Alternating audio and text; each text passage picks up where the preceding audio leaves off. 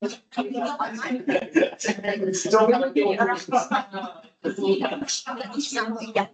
it's how many? 30. Now it's already 30. Almost 30. Okay. Yes.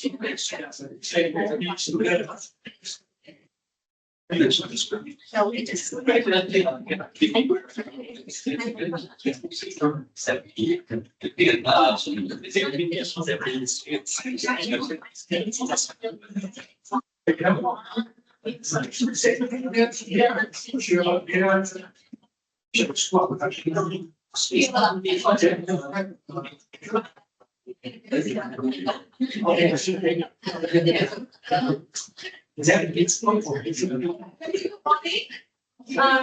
Those Penang colleague, can you all listen or not? Can someone give the response? Those Penang colleague, can you all listen? Not Penang colleague.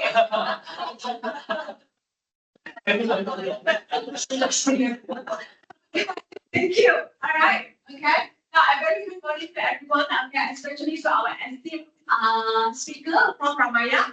Okay. All right. Now, welcome to today's workshop, Introduction to Survey Research Method. Okay. So basically, this workshop, right, is to provide all the participants with the basic of the survey research method. Okay. Now,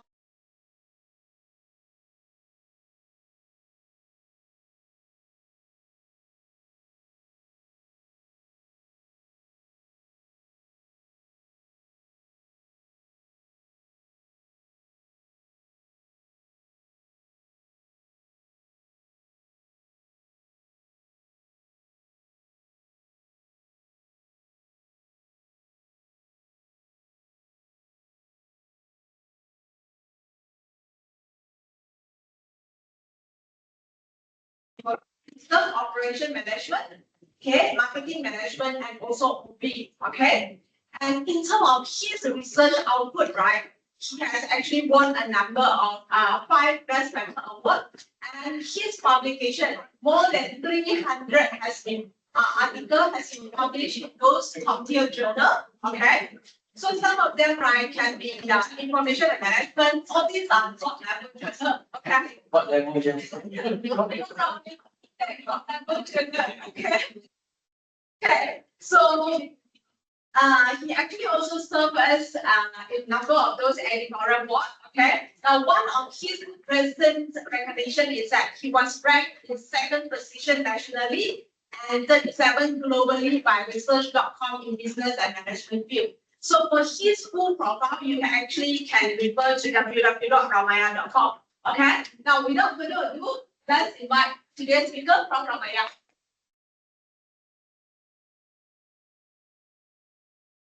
Very much, you very serious.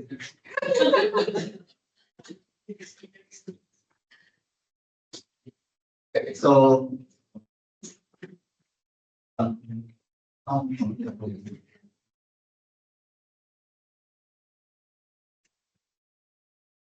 so nice being that one.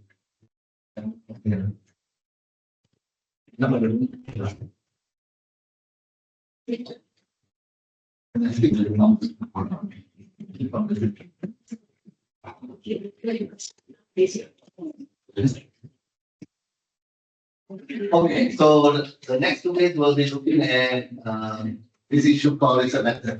My focus is on quantitative data method. So hopefully some of the things I start over the days will be helpful, if not now, maybe when I think some of the things I will discuss will be surely in open doors. Because I think you are still doing what you were doing at 20 years ago. I can tell you safely. Yesterday I had a webinar during that. One guy was during the Q&A was saying this. We have been doing this all our while because we were correct. But now you're telling us all we are wrong. Don't worry. I also was in the same for you. The problem is more people who teach you research method, they will do research. They are actually teaching from textbook. But when you do research, you cannot follow textbook material. That is ideal situation, but we are not working in the ideal situation. Okay, we have a term called ready on time, which I don't believe in. Unfortunately. Ready on time, right? Because of that, there's a lot of pollution. You arrange your internet examiner, your plan, and the internet examiner is also your plan. Then you ready on time. After that, they don't do anything for the rest of their life. But they have to pay fees. That's the situation we are getting in. We are graduating the numbers. Graduating is increasing every year. But it doesn't commensurate in publication or any other thing. Right? You can see that very clearly. In my department also same. Every year we are graduating many of them. But it doesn't translate into publication. They are saying we are doing the best research in the world, but we cannot publish that. We have to keep that. Something is wrong, not right. Okay. Okay, I didn't mention that graduate over time. So when I bring your property, you start picking up some of the skills. This is the time you need to pick up some of the skills you need for your own career. This is the best time because you have more time. Okay. So this is an article published in by the author from UIT, very interesting. He was talking about some of the issues happening in the 3D education in Malaysia. You should read them. Okay. What I find is what we say is quite true. We have got some problem with the supervision. We have managed to do that. In some of the supervisors have 30 to 40 cases. 30 to 40 cases. Which some people can manage, many people cannot manage them, but they still somehow are working with the system. But what happens is now it is like a free fall. You just let the student go. If they pass, they're okay. If they fail, they're okay. Sign 40 students, of the student ready or small and I'm still okay. But that's not a good sign for the post-graduate.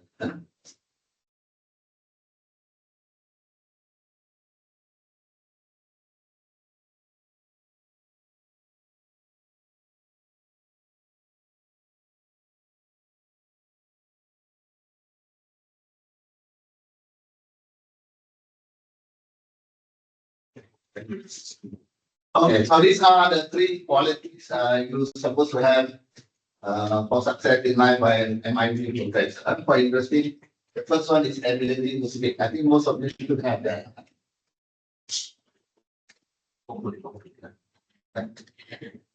Since you're a lecturer, right?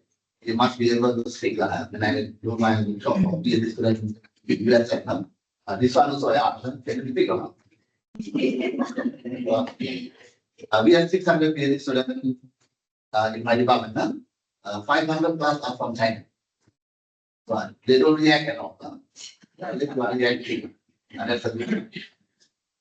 And you make a joke, they don't react. So the first question I ask, can you speak? They are okay. The second one is ability to write. Writing a thesis is different from writing a research paper. Writing a thesis is like 300 pages. Many people can write that. When you ask them to write a paper, I will write tomorrow and tomorrow never done. Right? And students also the same. So you should be able to write. And then you have this quality of writing. This is the most important in publishing. Many people think it's structural equation modeling. So every time I do workshop on structural equation modeling, I have lots of people attending. When I do this method, nobody attends. They always say, because we already did this in our university, we already did this part of our business. But they attend the first day, the answer is missing. What is the answers was like 20 years ago. And this is the most important, quality of errors. Papers get published because of the idea, not because of the analysis. I published in some of the top journals with multiple regression. Not necessarily you must have structural equation model, but now it's all about structural equation model plan. It is not. It is not. You must have a good idea, you practice with a good freedom. That gives you better quality outputs.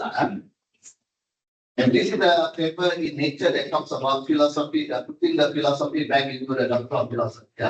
We have people writing doctorate of philosophy, right? But you don't have philosophy. Do you write about philosophy? You don't have. You want to do quantitative. Why? Because my supervisor is quantitative. Actually, change the weather, quantitative. That's not how it works. You need a philosophy. We have positivism, interpretivism, pragmatism. That should drive the methodology. But unfortunately, the methodology drives the research philosophy. I didn't know about this for a long time. When I went for my sabbatical leave at the University of Melbourne, they were talking about it. And then I was exposed to a guy called John Preston. The eyes are not big. John Preston is a very, very famous guy. And then you speak about the name, also the eyes green. It's like the guru of mixed mental research. You should see some of this webinar. Really good. Really good. So I was exposed to this book. I started reading. I realized many things I don't know. I only know quantitative. I don't care what I want to do quantitative. That's not how I started, unfortunately. But I'm trying to change with my position. Somehow we need to keep with the changes. This is what is happening. And this is one of the biggest problems currently we have with all the levels, listening problem. Many people don't listen. You tell them the first day of the class, 14th week, they're still asking the same question. And then they expect to reply on the spot. Right? You ask them to go back to the slide, it becomes very upset. Lecturer is not very cooperative. Instant gratification because they will email to even, they will message you even at the middle of night. There's no time, office hours, after office hours. I find this quite strange. Those days, even during office hours, we cannot contact our lecturer. Now it's different. They're contacting middle of the night. Early in the morning, also they're messaging. I find that quite disturbing. But you cannot tell them anything because they will send your message directly to the receiver. And the receiver replies. You understand one receiver. It's not even interview, but they are doing that. So they also pretty scared with that. So some of the things I will discuss the next 2 days, you will get in textbook. So you need to listen. If you have questions, you can stop me and ask. Don't be shy. The other thing I see with many postgraduate students is this, especially the female students. I got many female students. They work very hard. So finally something doesn't happen. But the male students are not very hardworking, but somehow things get done. You get that? It takes a while. I don't know what happened. But the female students are really hardworking. Really hard. I have many of them. So this is the issue with you put in a lot of effort, but you use the wrong tool. We have the right tool and the wrong tool. So you need to know that first before we decide. The first couple of papers I'm going to show you, these papers are all in the folder. I gave you a folder. The folder has lots of material. I'll just show you the material so that you know where to get it from.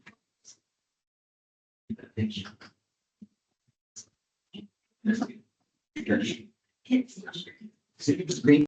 now. Okay, you already got it. Okay, let us Google Drive. I think many of you have technology is not so savvy, right? Okay, then you download the file. It is in a zip file. The software I use is called WinRAR. I actually also send a link. And you can also right click and open with. Use WinZip. Okay, use WinZip. These are the folders you have. The first folder is empty, because I already gave you the slides this morning, right? I was editing last night. So you have one of the most updated slides in my life. About the thing in the morning and I was still editing. I was not very happy with the slide. So that slide folder will be empty. I will send you the first day's slide. Some of the slides will be also described tomorrow. The second folder is very important. It is called reference article. You will have about 540 pages there for your reading pleasure. Whether you read or not is a different story. And you have all the papers you need. 541 actually. Up to yesterday, I already updated that. So it covers all the different issues in research, from developing your research problem up to doing your analysis. All the papers, the latest one until 2025 already. Okay, this was reference article. So if you open the reference articles, you will have from 0 until 540. Okay, this will cover all the things we will be discussing in the next 2 days. Okay, there are two authors you may want to focus on. From the US, we have this guy called okay,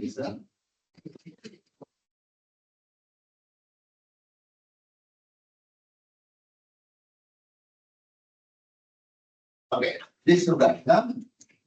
From the US, we have a guy called Herman Albanese. He's one of the top researchers in the world.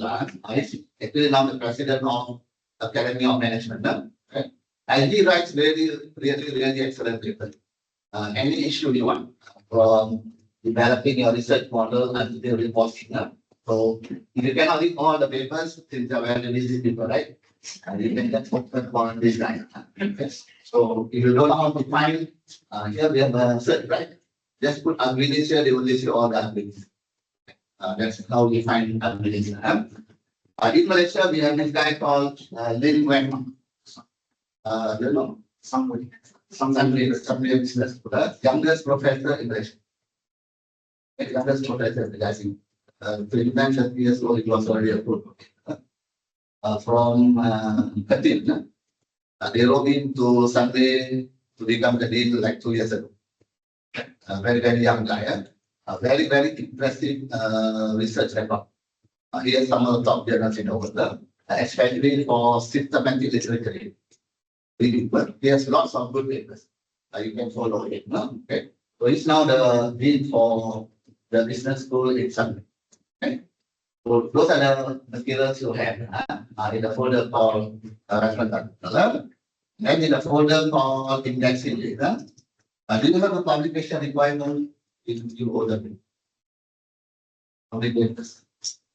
Not that strict. How many papers? 2 papers. KPI, 2 paper. In Scopus, the website. So far, this is not very compelling. It's not pretty. Encourage to get human chip too. When I was when I first started in the years ago. In USM, we have a publication requirement of 2 scholars. We have been discussing this in 2001, but most people don't achieve. Half the department don't publish. You are not alone. So yeah. No. Yeah, I don't know. They say but nothing is done. Sometimes the private university, we actually don't have punishment. We don't have. You do or don't do, so you will be there for the rest of it. Yeah. Incentive also don't have. No, yeah. Now every should have. Yeah, earlier they had some incentive, but not so much. But if you do well, you can get incentive outside, because there are many other universities are looking for research. So I'm also examined in many other universities. They pay, yeah. Like Sunday pays me every month for the last 10 years.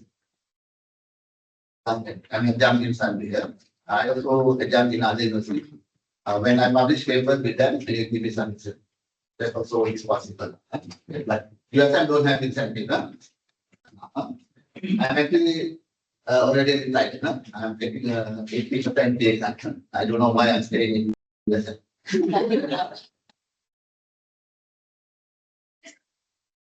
So this is the list you can look at.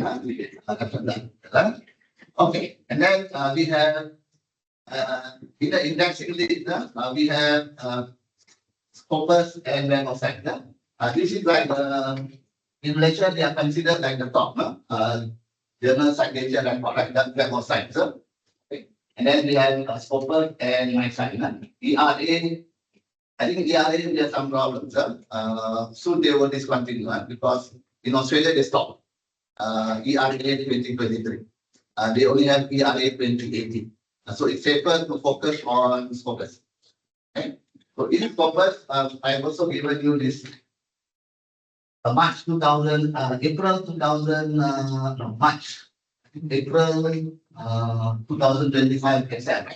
And that one have the list of Scopus index journal. There are also some journal removed from Scopus.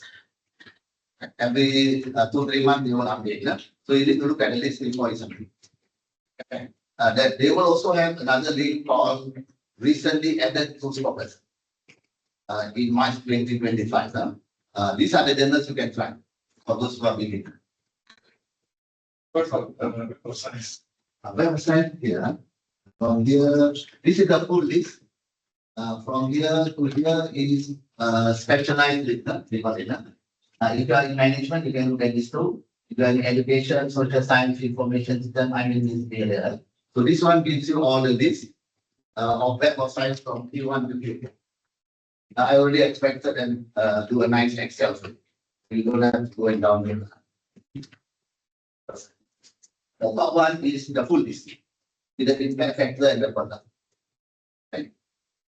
Okay. This Scopus, if you open the Scopus, let me show you one here. This is the area I work on for information systems.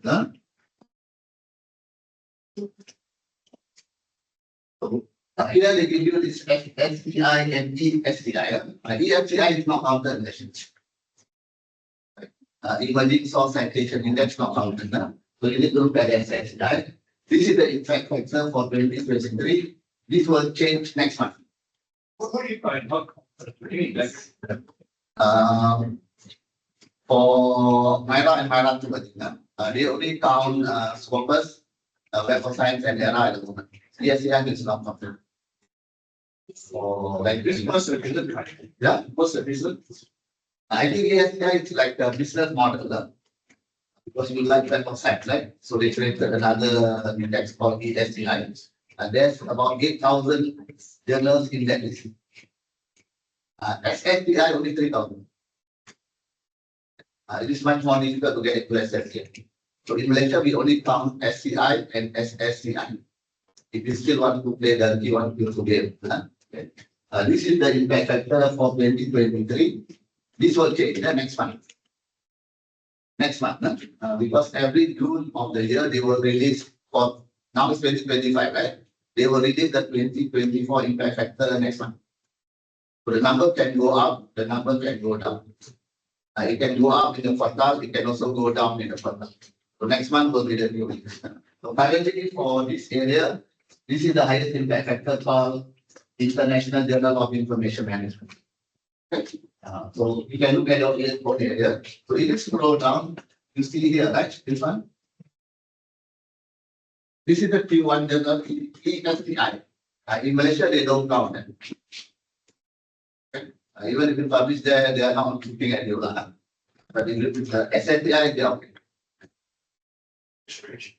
Huh? Very strange. Yeah, okay, because you have to, this is also like a game, because you like demo science, right? So this is people create another one, because you like to be listed in demo science. So if you search the paper, it will still be listed in demo science. But the impact factors are not counted in Malaysia, in many countries, not only in Malaysia. Okay. So look at this list now. Okay, then you have this focus, right? Okay, this focus list will give you all the journals that you want to look at. Okay, this is our full list, okay?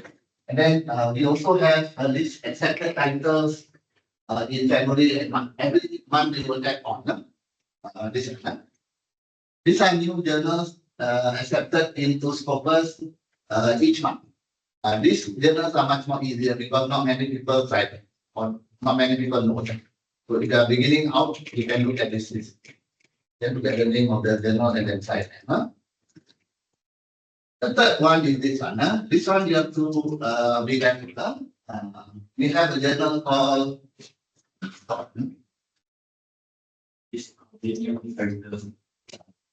they have this so okay, like this. There are some journals very popular in Asia. This one, Journal of Eco Humanism. This one very popular. This is the paid journal. You have to pay for publication. It was in Q1. But what happened is from volume number 4, issue number 1, they are no longer in Scopus. Okay. So if you publish before volume number 4, issue number 1, you are safe. You can graduate now. But if you publish in volume number 4, issue number 2, you cannot graduate. That's a repercussion. So up to volume number 1 is okay. After that, they are no longer in Scopus. That's why we need to look at this. It will be there and they are already linked. Every month they will add on. So you need to be careful about this. Okay. So that's possible. This ERA, Before you go to ERA, going back to what you just mentioned, yes, those are basically at the low ranks in general. is it? Q3, This one. because it was to get accepted. They don't have the they don't have a portal. They don't even have. Because the next year is So if you were proficient in those journals, then how are you going to? most university, they only care about Scopus. They don't care Q1, Q2, Q3, Q4, unless your institution has a requirement. For USM, if you don't care Q1, Q2, Q3, or Q4, we only concern about Scopus. As long as the paper is indexed in Scopus, you're okay. One day, because they are not listed in whatever yet. What happened if already drop out of that? Okay. How they count is like the time you publish. If they are in Scopus, it will remain in Scopus. Even if we draw the journal, your paper is still indexed in Scopus. The time you publish. So, like, for example, just now you mentioned, so when we actually come up with our profile, so that impact factor is during the time. Yes. Many people cheat. That's the thing, that's why I think I'm patient on that. Many academics cheat. They published 20 years ago and then they put the impact factor today. That's the thing. Comes to Malaysia. Okay. So it's not during that time, is it? You have to look at the list. When you go to Web of Science, you can drag a drop down. They will tell you the year. Your paper is 2024. You drop down, you pick 2024, they will give you the impact factor for your years and come on. Yeah, many people. I reviewed for some research university in Malaysia. And then I applied them. How come you pass this person when they are actually cheating? They published like 5 years ago, but the impact factor is current. Different. Every year it changes. It goes up and down. So you need to go by the year. So currently we follow 2023, right? After this month, we will come with the 2024. You need to update your list of application with the new impact. That's how the number changes. For Scopus, I don't track the Q1 with. Different universities have different requirements. If you just go across to Sunway, right? Sunway follows ABDC. They are different. They are A star, A and all that. You follow which one? This one. Website, right? Okay. Same with USM.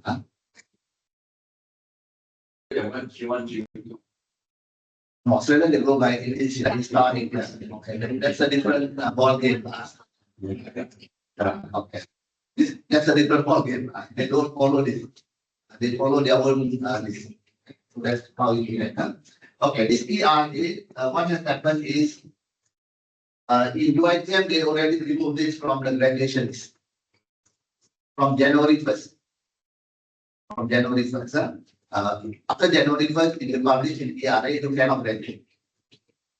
And before this was okay. In USM, we are not changing. I don't know whether they will change. Which year is this, your? UITM no more accepted. UITM. Okay, so before that, Before that was okay. 2024. No, we still use ERA 2018 because 2023 they discontinued. They are not going to follow through. They were doing it, they had a list, but they are not following through. So the ERA they are using is still 2018. But UITM has decided on their own, and they came out with a memo in February, and then they backdated them, saying the 1st of January no longer accepted. So a lot of people were crying, already paid money now. So Malaysia move of the public university or university focus on scholars. Purpose website. Most realistic, except for Sunday, maybe they will only see that side. And what's also the reason for taking your rates? Because it has not been updated since 2018. They're still using like 7 You years. just mentioned about 2023. They were adding some new journals and dropping some journals. But I don't know why they now put there they are paused. They are not doing anything. That's why the UITM changed the policy. So I was telling my department also about you better check because we are going to organize a conference at the end of the year. So we are actually tying up with the ERA. But that publication will come next year. So you are promising them all ERA, suddenly next year ERA not counted. Authors will scream. I'm very scared about it. I'm also the editorial protect. So I'm telling them, please check this. So that's the ERA. Did you accept my side?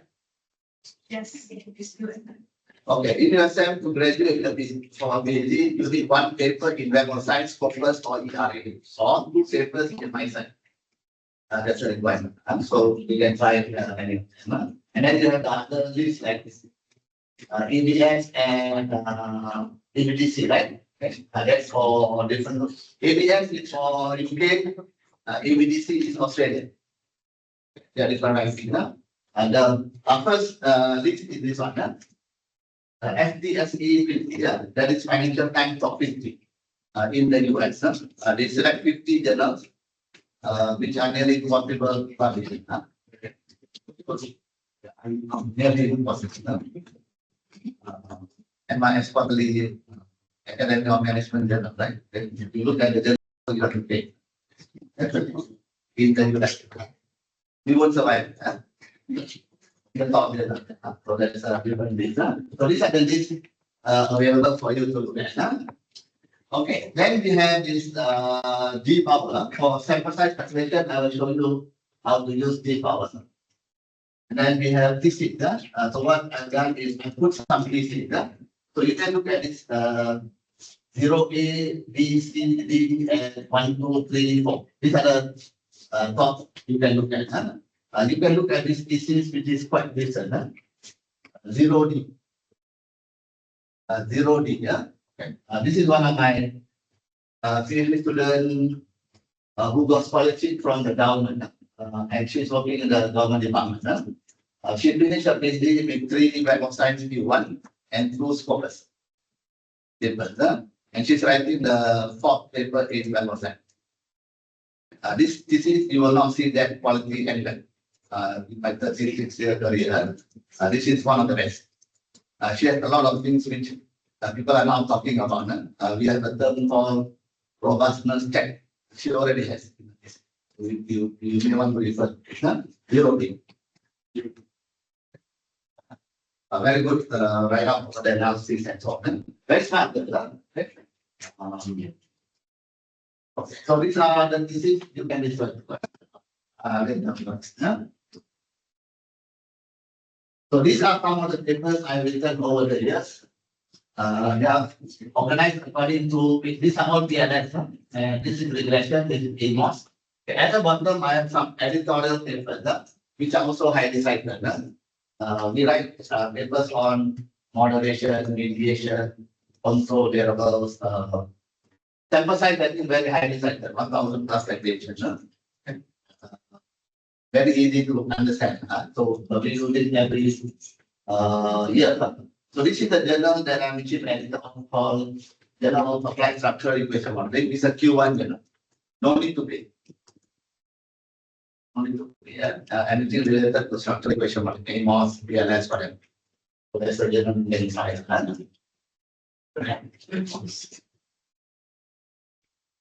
And then you have the ebook, all the ebooks you need, it's already there.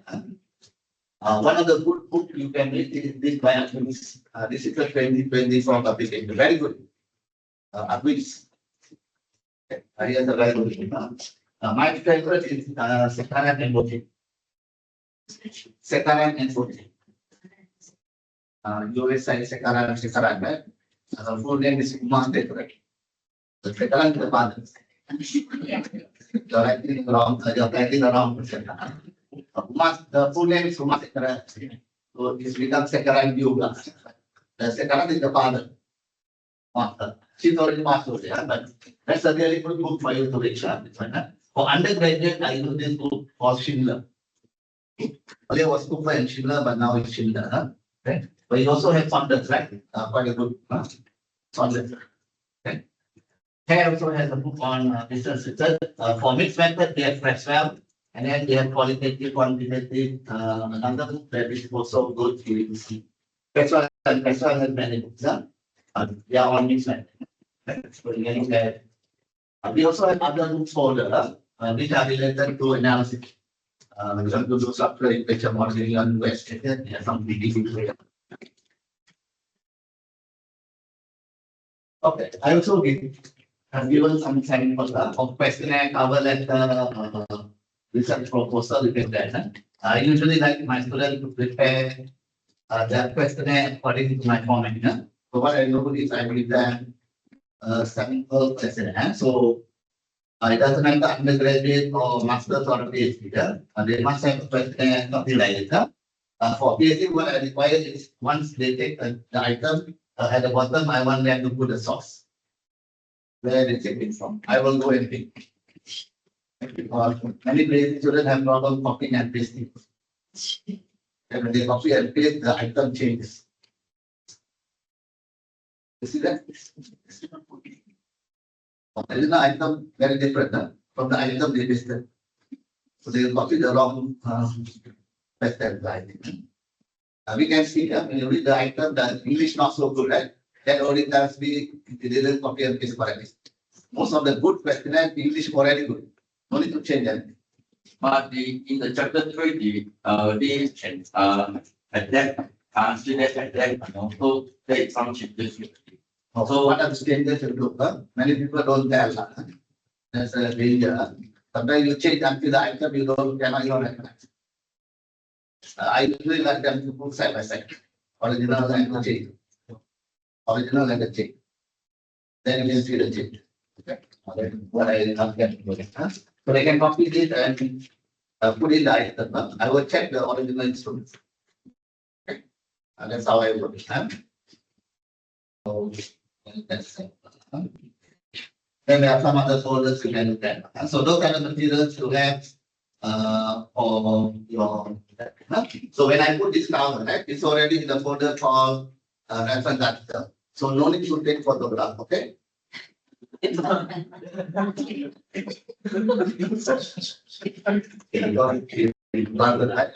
I had one side, take photo. It's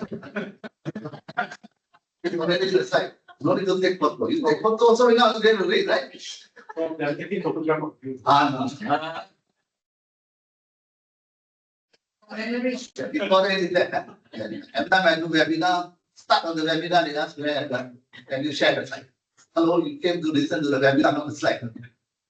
But here now you don't give the slide, you become very upset. No?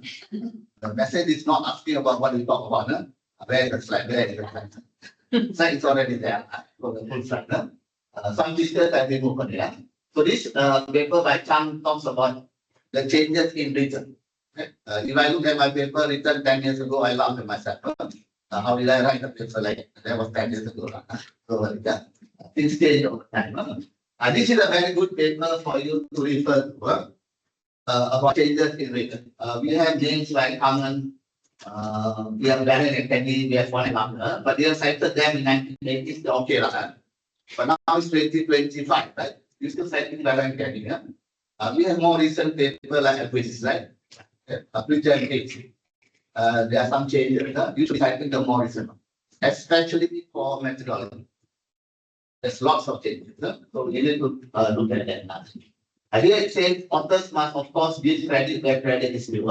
So you still cite the terminal paper, so they are the ones who started the issue.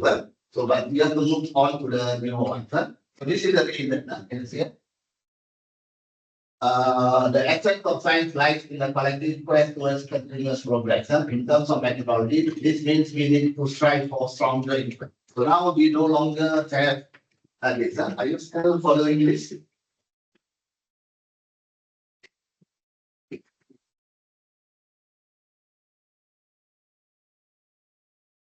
Are you still doing this? Oh. Hopefully, this is already past its time. It's no more. Now, according to APA 7th edition, you must report P value to 3 decimal places. That's a change. No more 1 star, 2 star, 3 star like this. That was like many years ago. No more. Okay, so this is a big paper. Some papers in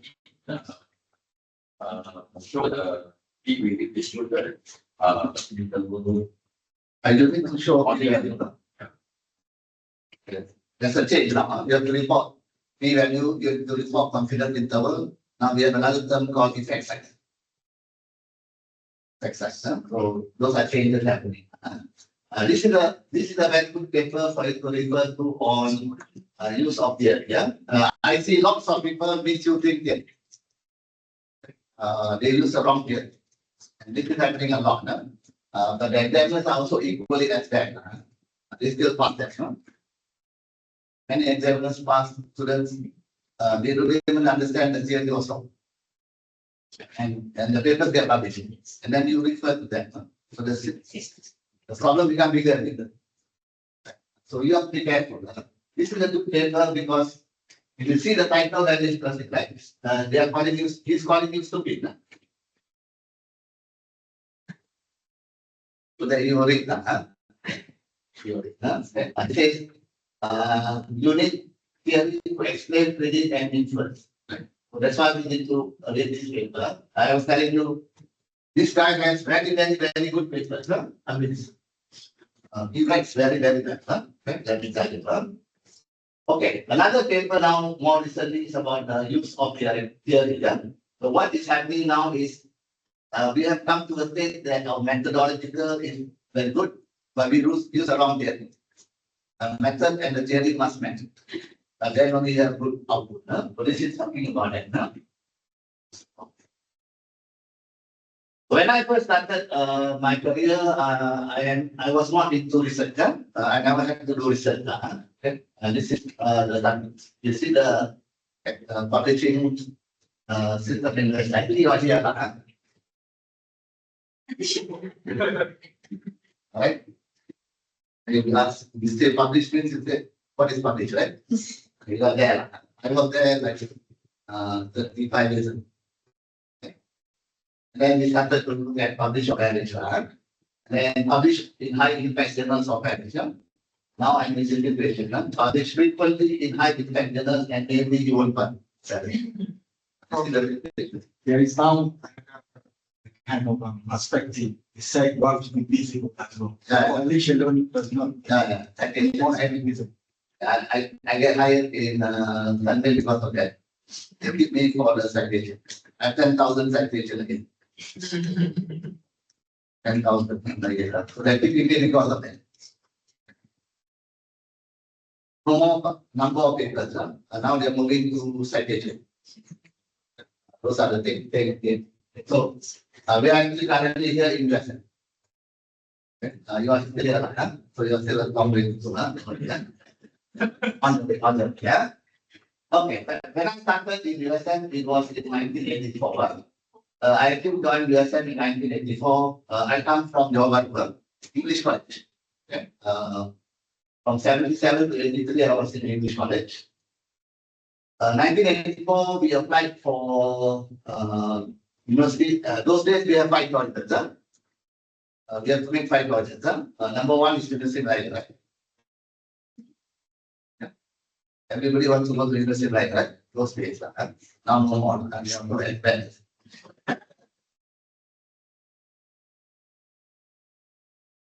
That was like the thing is the first choice was university life, economics.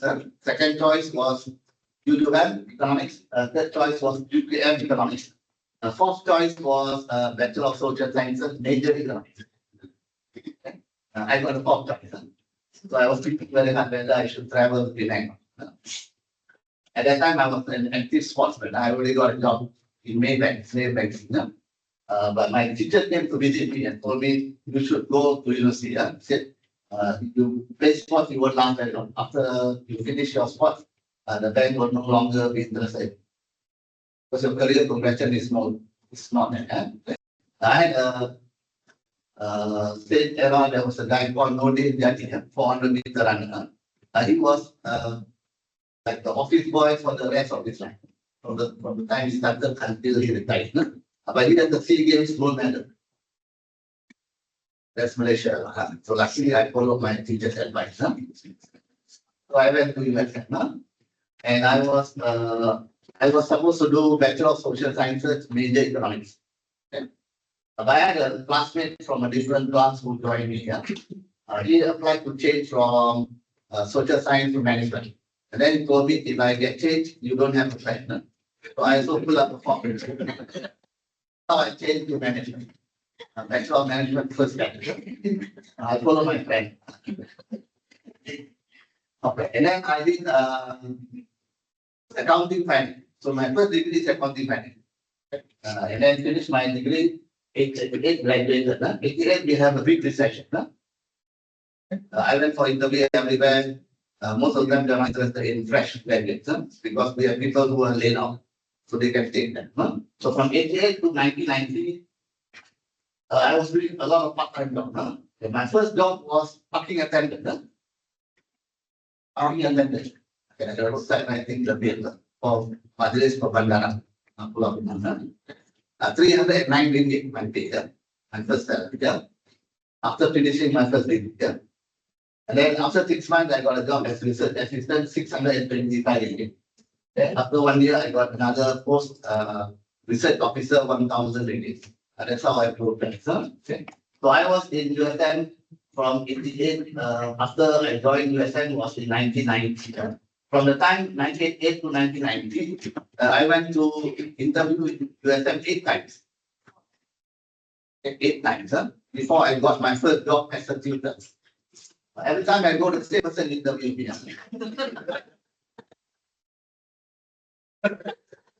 He called every time I come in, he say, Ramaya, you are here again.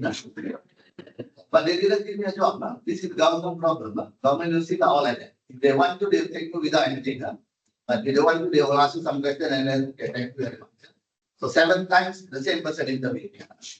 The 8th time, he asked me a question. Are you applying for this job because it's permanent or you like to teach? I said, I love teaching. I got the job. But at that time, I was already teaching part-time at the school. That's the reason. So that's how I joined USM as a tutor. And this tutor's post is permanent and pensionable. You don't have that, right? I'm very happy now because I'm drawing half my last drawing salary. Not half, but 60%. 60%. If I pass away, my wife will be very happy. I got my pension. And the system there. I was very happy. But unfortunately, after 5-6 years, they want to do away with the post-power tutor. No more post-power tutor because we can use post-graduate student. And then they forced me to do my master. I never planned to do master's at all. But they said, if you don't do a master, we will terminate you. So I was forced to do my MBA at that time. So I did my MBA for 2 years. 1997, I graduated. I went for interview for promotion to a lecturer. And then there was a guy called Hassan Said, who was the VC for Taylor Swift. Hassan Said. Oh, Hassan Said. He was VC for Taylor and then went to Al Bukhari. He was originally from US. And that was in 1998. The first question he asked me is, where's your publication? So I was very upset. I had a big argument with him. So I didn't get my promotion then. And then my lead told me, would you like to see him to explain? I said, if I meet him again, I end up with a fist fight. And the answer, then because of that experience, I told myself, the next time this guy look at my CV, he should pay. Now he look at my CV, he will pay. That's how I started my research. Never planned to do research at all. So I called myself an accidentalist. I was born to do this. I was very lucky. I mean, only you already know what to do. Those days was different. My job spec when I joined USM was this. Anything that the dean instruct you to do. That's my job spec. So when I went for interview, I told the CMC at the time, the dean didn't ask me to do research. He only asked me to do teaching. But that's how I ended up being a speaker, and then that was how I got promoted to a lecturer with a master. At that time, you can become a lecturer with master. Now no. So I'm one of the rare ones who's a full professor without a PhD. I didn't do PhD at all. When I went for my interview for promotion, we had a VC who didn't have a PhD. No. Tan Sri Zul, right? From Angel Times. He was in drug research. So he was interviewing me. And then after 10 minutes, he left the room. So they wanted to ask me why I didn't do my master PhD. But if he was there, he wanted to be a bit awkward, right? But the VC also don't have a PhD. Okay? So they asked why you didn't do a PhD, then I can say VC also no PhD. He left the room. I'm telling them I was busy helping a lot of people, so I didn't have time to do that. So they gave me my promotion. I was waiting for this promotion for 8 years. I applied in 2003. They held me back because I don't have a PhD. Because in USM, we have only 3 people who have been promoted to professor without a PhD. Number 1 is a guy called Shannon Ahmad. The guy who wrote the book called Ship, the novelist. That's the first guy. Second guy is Robrata. And third one is me. After me, no. Without the PhD, cannot even get into the system now. That's the system we have. So that's how I learned language. So I was very happy the first 10 years. The second 10 years, they started requiring publication. But any publication, we don't pay.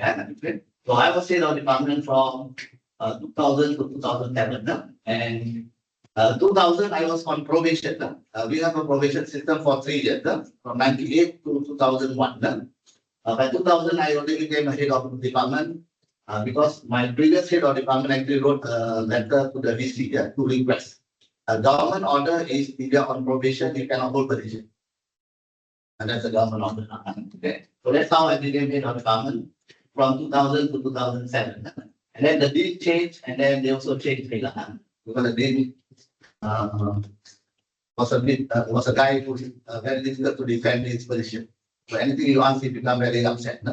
So he said, okay, I better change it. He called me one day and he asked me, Raman, are you okay with me? I said, how do I answer this? The next day changed. So that's how I stopped holding position from 2007 until 2021. That was the happiest time of my life. No need to think about anything different.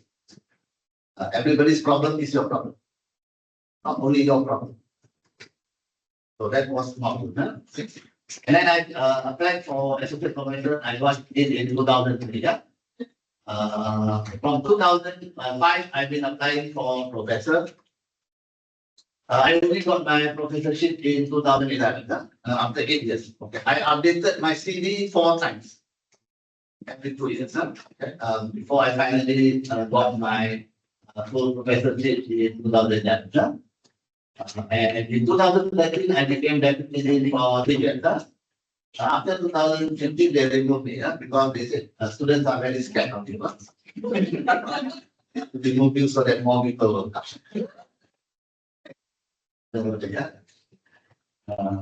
So I was removed from deputy dean. And I didn't hold any position until 2021. The dean told me an email saying the current chairman resigns immediately. So you need to take over. I told him, send your name to the VC. Yeah? So you have no choice to take over. That year my productivity went up. Because I was still on department of three departments, not one. But they want to save on the allowance. You have 3 departments, right? 3 allowance, right? So 1% whole 3. So they save the money. Okay, I retired in May 2024. So now I'm on contract for 1 year. Okay. It will end of this month. So hopefully they will renew. Okay, so I actually got a job offer from International Medical University. 5 times my salary. So my wife is not very happy. Can you give me 1 reason why you don't want to do? But I said, I'm happy with the work I do. I'm mentioned that I have about 40 plus years of salary. So I don't want to leave myself at night. I said, okay. I'm on contract 1 year, and now they're saying they will renew it for 1 more year. But we don't pay not enough money.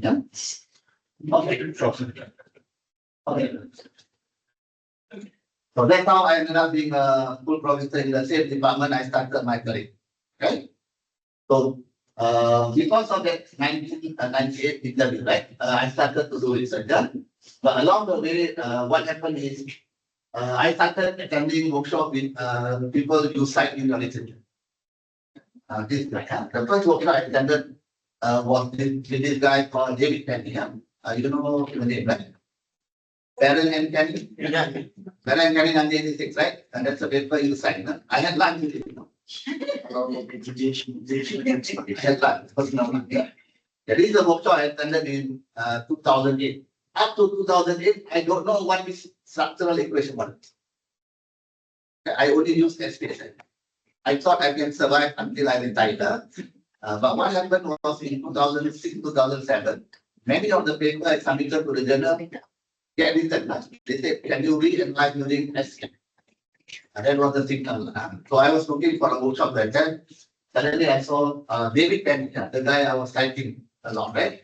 So I applied for funding from the university. They gave me funding. I went to University of Connecticut. This it took me 33 hours. From Penang, I took a flight to Changi, Singapore. From Singapore, I took another flight to Frankfurt in Germany. From Germany, I took another flight to JFK in New York. I took a train to Boston, took a bus to Hudson, took a taxi to University of Connecticut. 33 hours. One day I was sleeping and then spent 5 days with him. He took me for lunch because out of 40 people who attended, I was the only one outside from the US.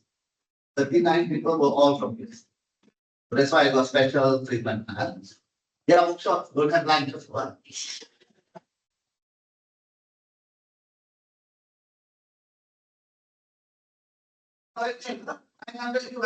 In 2008, they forced people to pay because you will be focused.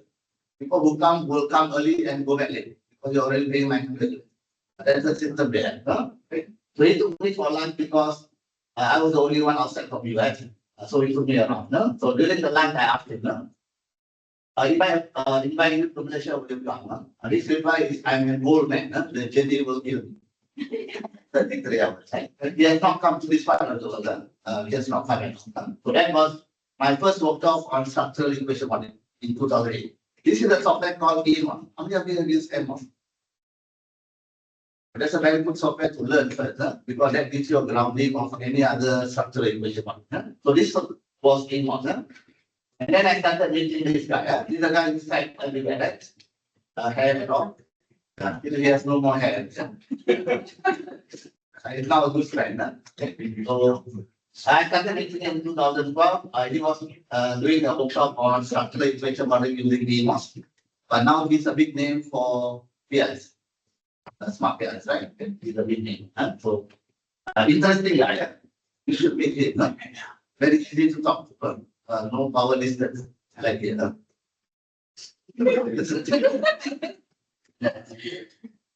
Okay, and then I started meeting these two guys, Future and James, right? These are the two guys who criticize parenting. Since I already did met David Penny, right? I went to Philadelphia for this workshop. I went to US 3 times.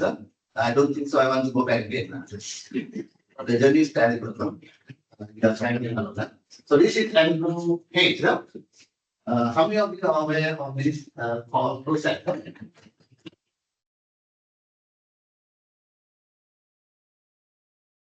Anybody using this?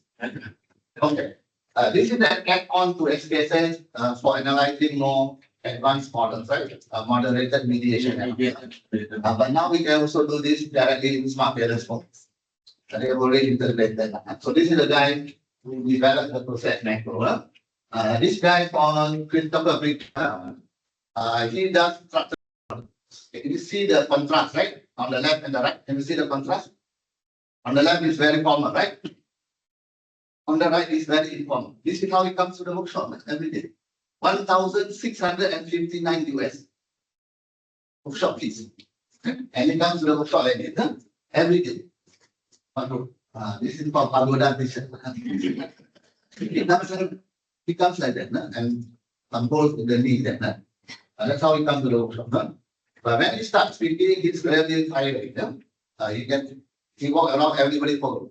That's the kind of professors in the US. They really know their stuff. When I started attending there, I can realize why they are criticizing parenting. But the problem with this guy is he's a bit more arrogant. Can you see there's a gap there, right?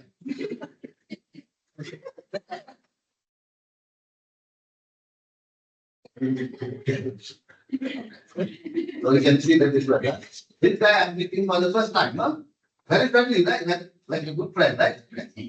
This guy doesn't believe in theory. He only uses SPSS.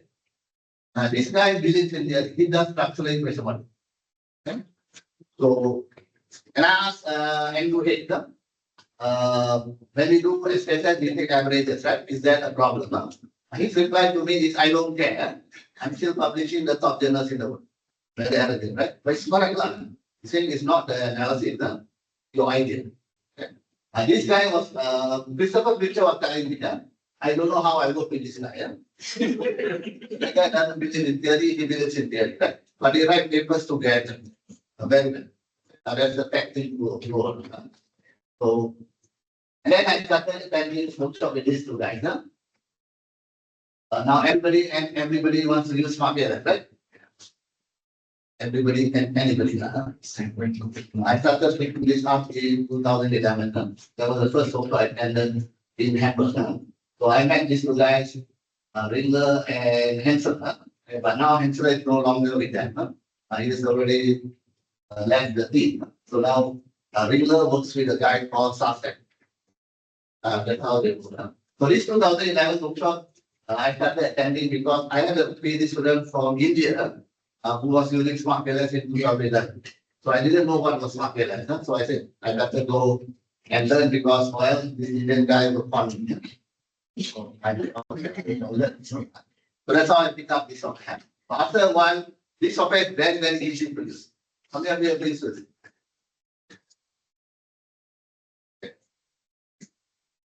It's like, I don't know what to say, like cheese. Not real. If you use it, then we will go back to any other product, right? It's really, really good. They're now improving the analysis. A lot of things I talked about this morning for robustness check now can do directly in as well. Right, so you should think about this software. Okay, about this software. Okay, another person I met in Monash was this guy called Venkatesh. He's like the god in technology. Technology. Yeah, you UTA, and so on. He writes in a journal called MIS Public. And a very expensive client. He charges 5,000 US per day. 5,000 US per day, yeah, to come. And then there's a package for 2 days, 3 days, 4 days, 5 days. So public university cannot afford it. Only the private university can afford it. Previously, he was coming to Monash. Now he comes to Sunday because the big name in Monash has moved to Sunday. In July last year, we are working Sunday. Yeah? 1 day workshop to how to write introduction in a paper for 1 whole day. 1,300 ringgit. 1 whole day. Very, very good. You should see him speak. Very, very powerful. If you have an opportunity, you should attend workshop with him. So this is the guy called Suspect, right? Who writes very closely with Joseph Yang. He's very close to Joseph Yang. We are doing discriminant reality society from K and Suspect, 2009. Okay, another person I met after a long time. I've been cycling this guy since the 1990s. Then 2017. 2015, I met him in Sevilla. 2017, we met again in Makassar. Very, very smart guy. You talk to him. But unfortunately, he doesn't reply to email. He doesn't reply. But if you meet him during the conference, very easy to talk. Oh, is it case study on the right about case study? No. That's him. Oh, this is Chip. When Chip is in PLS, he is in the when he was doing his PhD, he wanted to do some analysis. He couldn't find a software. He actually wrote the software as part of the PhD.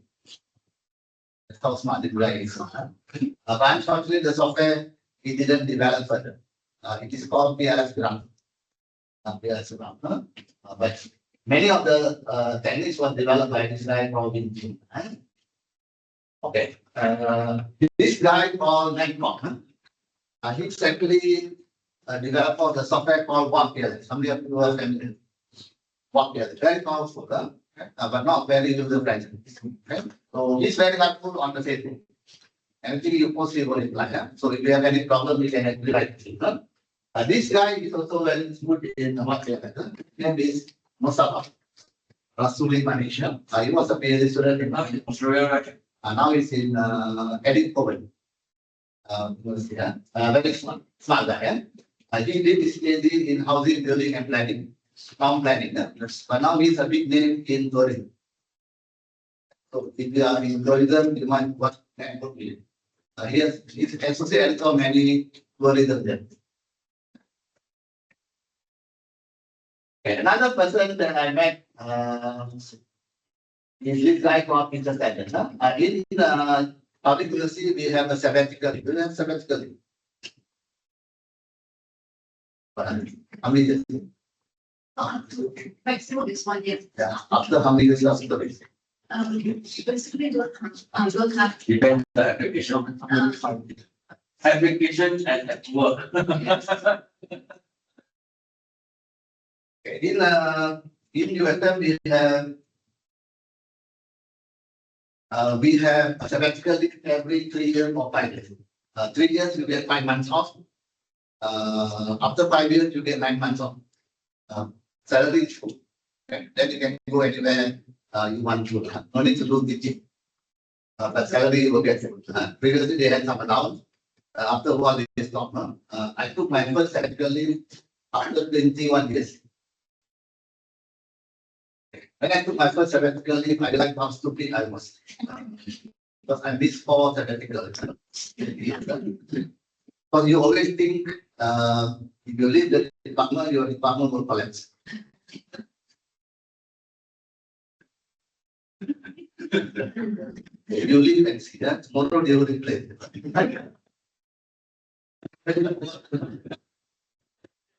I had some position, right? So I thought very important. Then when I left, I realized that they actually don't care. They already out of the right? And I was very happy for 9 months, right? Traveling. So I went to University of Melbourne to meet this guy. And this guy was the senior editor of a journal called MIS Quarterly. This is like the God level journal in my area. And he's a qualitative person, but the journal is highly quantitative. He used to tell us, you quantitative people have magic number. He said, I don't believe in magic number. But what he does is every Friday, they have a session. This is smart tailors too. Every Friday, they have a session for their PhD students. And you can ask them anything you want. You will visit the discussion. And their PhD student, not our PhD student. Our PhD student, any question, only the hit will go down into the table left and right. And any question, they will ask question non-stop. No? And they don't have to call the person professor. Don't have. I call him Peter. And the others also call him like that. No? And a Malaysian student there was saying, telling him, no, Peter, I think you are wrong. And this is why I think you are wrong. To do that in Malaysia, the rest of your life will be with your no more. But they are okay. You can argue with them and then copy it. They have a pantry system. Every floor has a pantry. Everything is provided except the map. Map you have to bring your own. And then the system there. So I was there for 3 months. Very interesting. He used to ask the question called, what is your knowledge claim? Anything you say, he will ask you, what is the knowledge claim? Knowledge claim is what you are adding to the literature. Anything you do, you must have a knowledge claim. You are writing a paper, you have a claim.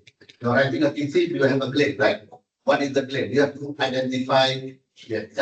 So I'll tell you a story. Yeah. This was when I went to Melbourne, I met him. And then he came to University Life. This was in University Life. I was running the quantitative, he was running the qualitative track.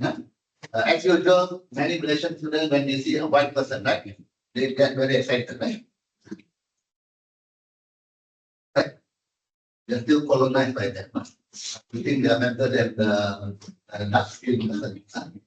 Okay, everybody was showing their PhD to him, asking him whether this is PhD level. And then during the first day of that, he asked me, Ramaya, how come all the students have very complex one? I had no reply, because I was thinking, how do I reply this one? Then next day, during the lunch, he told me, Ramaya, I found the answer. You know what's the answer? He said, you must remember it. He said, because they cannot identify their contribution clearly, they compensate with complexity. That's why in MIS Quarterly, one day only you can make a conclusion. You make a model as big as possible. Okay, like PhD, that smaller a bit is the we have that problem in DSD. The model a bit smaller is MBA level. Must make the model big. As big as possible. Must have mediated Another problem. Some industry it's not meant when it comes to the state, we must have moderated mediated. Not true. Yes. Actually not true. But unfortunately, because the training we got was like that. Okay. So not true. What he's saying is you need to identify your contribution. Where you have your contribution, then it's okay. Okay. Models from the Western University, very simple. 3 independent, 1 mediator, 1 dependent finish. Like here, 3 independent, 1 mediator, 1 dependent, we can control. But interesting, I is already retired. It took him 31 years to become a full professor at the University of Melbourne. And he was senior editor of MIS Quarterly. Can you see here? Here, if you are senior editor of MIS Quarterly, 2 years can go up. Different. Okay, this is the guy I was telling you, Anvin, Roman Anvin. Very, very, very good speaker. You should look at some of his webinars. Unfortunately, now he likes to go face to face. I actually messaged him to do a webinar. I said, I'm willing to come face to face, not webinar. But I'm not willing to pay so much to willing to play. So those are people I met for my research career. Okay, next we will do some thinking exercise. Which is something I share in my classes also, so that you understand why research is important. This first year student at this Auburn University started the class by telling them, in veterinary medicine, it is necessary to have two important qualities as a doctor. The first is that you do not be distracted by anything involving the animal's body. That's the first quality. And then, for example, the professor who looked at the sheep, stuck his finger in the butt of the cow, he drew it and stuck his finger in his mouth. And then he said, go ahead and do the same thing. The student freaked out, hesitated for several minutes, but eventually turned sticking a finger in the butt of the dead cow and stuck it. When everybody finished, the professor looked at them and said, what is the second quality? Observation. Observations. Where did you get this from? Observation. Second quality is observation. Okay. The second most important quality is observation. I start with my middle finger and start on my index finger.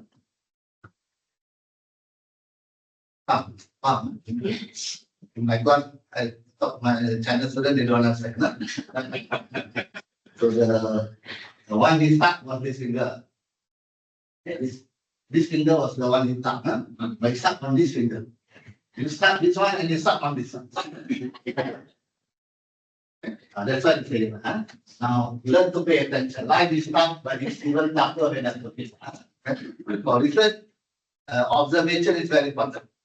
Some of the things we get idea for research is from our observation. Okay? So I also tell my students to get that. Okay, we have another problem here. There was an accident. The man is killed and the boy is seriously injured. He's rushed to the hospital for surgery. But the surgeon takes one look and the boy and says, I am sorry, but I cannot operate on this one. He is my son. So by looking at this situation, do you think there's any problem with the situation?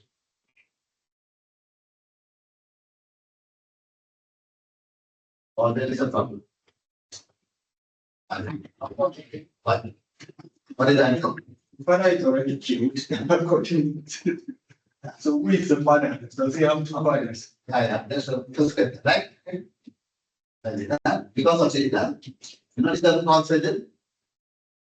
Surgeon? Yeah. Because your bike is by the you always think the surgeon is a man. Yeah.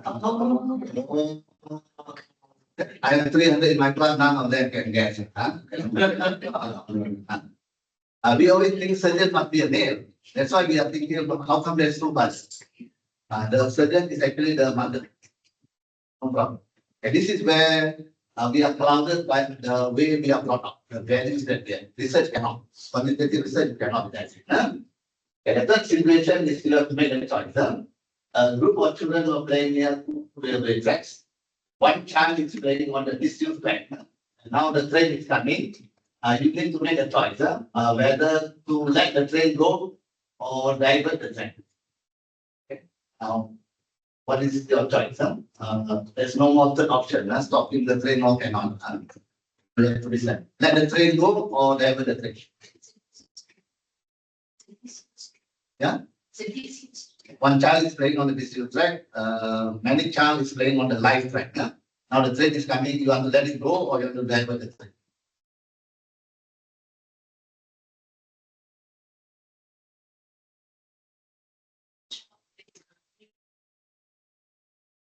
Is not used anymore. This is the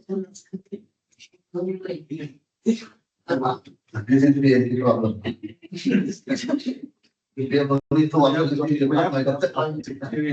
now, which one? Let the train go or divert the train? Utilitarian perspective. Divert the train, right? You want to become zero laps. Okay, this is where we are making decision based on our emotion. Cannot, okay? Actually, you should not divert the train. If you divert the train, more people will die because the child will not move, right? Because you know, train system, when they come to housing area, they have a siren, right? The signal will come down, there's a siren. So the children will move away from the track. After the train passes, they will come back. If you divert the train, the child will not move, right? Because it's in a disused land. We don't know the condition of the disused land. More people can die. So you are supposed to let the train go, nothing will happen. But now you are making your decision based on emotion. This is kind of, okay. So that's the second one. Okay, now we give you a choice. If I offer you 100,000 to jump out of a plane without a parachute, will you agree? If the plane is not flying, sure. That is fun, right? So you didn't ask the question, right? So you will decide no lah, because you operate a plane. You will say no, right? But what if I told you the plane was on the ground? Then you lost 100,000. Okay, moral of the story, know all the facts before you open your mouth. So you need to be able to ask the right research question. Okay, when I'm doing research. Another problem is like this. We have this blind taste test, right? We have two drinks we want to introduce, A and B. What we do is we put the two drinks and ask people to drink and say which one is better, right? Then we can, and then the consultant says that 67% of the respondents prefer drink A or to drink B. What question should you ask the consultant?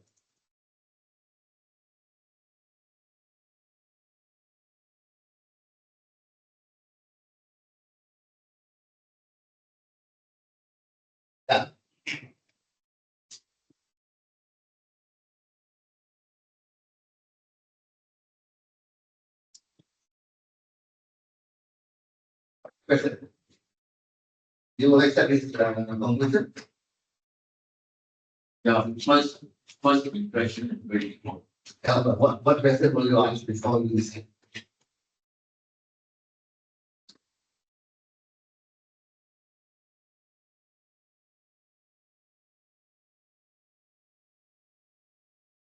What is the experience of the respondents?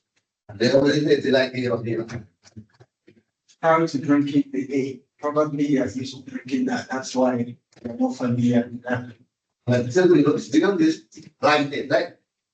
You don't put the label, so you have Pepsi Cola, Coca-Cola, they drink and then say, okay, I like this or this. What is the sample size? This is a 10%. You didn't ask, right? 10% is only 3, yeah? And how you can lie with everything, He didn't cheat you, right? You got it. You only drink the two said they like one day, right? So 2 out of 3, 67%. You didn't ask 1%, right? So these are questions. As a researcher, you must understand when you do statistical testing, sample size plays a role. So these are the questions you need to be asking. When you review literature, also say there are some literature which you should not be even reading, because now we have many errors which are not very good. Okay? So we need to be able to make. So we have a scary situation like this. I am a PhD student, I attend a talk somewhere, and then I have a question. How to do if my chroma alpha is 0.356 for demographic data. I like the scale chroma alpha is high reaching 0.9. Can I not report the chroma for demographic data? And then my answer was nominal data, there is no chroma alpha. Okay. Nominal data, right? You are saying if you are 35 years old, you are supposed to be linear. If you are 25 years old, you are getting. That's what chroma alpha is. Consistency of the answer. Demographic data, you cannot do data. Cannot do data.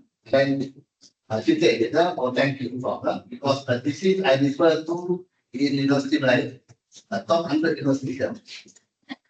They have chroma alpha for demographic theory. Oh my God. What are you? Yeah. What are they having to validate? Two supervisors with PhD, two examiners, internal examiners with PhD, one external with a PhD, and the chair who's a full professor. 6 people were blind. And then I said, if I was the examiner, I would fail the candidate had with it. So now you know why they don't call me? Because of this. Okay. And then she replied me like this. She got her PhD by the way. That is, this may be also why it is. already passed. He got completely by the way, yeah, okay, already passed and now they coming some more exams. So this is the problem I'm seeing, yeah. They actually passed, right? They thought they were right. And they will tell us that I passed. You should also follow me. Which is actually wrong, so, please look at it, It is another problem with sampling, how many of you do random sampling? Yes, no? Okay, I don't think so, you can do random sampling, okay? But this is the question, one of my colleagues asked from MMG. He attended the webinar and then this was the question. Convenience or purposive sampling is not acceptable for doctoral thesis. And then I think, if that's the case, nobody can do PhD. Because most of the studies are non-random, right? Convenience sampling or purposive sampling, right? Then I showed this paper, better use theory. This is a paper written by a guy called Fulak et al. 2018. He clearly mentioned that even for your research, you can do convenience sampling or purposive sampling. Most of your study will be purposive sampling. Not an issue. I hope you don't have examiners who are like that. Who say you must do random sample for a visit. We have people like that. It is not true. It is not true. Okay. So those are some of the things I see currently happening. So you need to learn, unlearn, and relearn. This is important. Okay, so modeling in quantitative research, we do this kind of research like survey, correlational, and experimental. For survey research, we usually start with these two areas. We have a job satisfaction and organizational commitment, right? Can we test this model?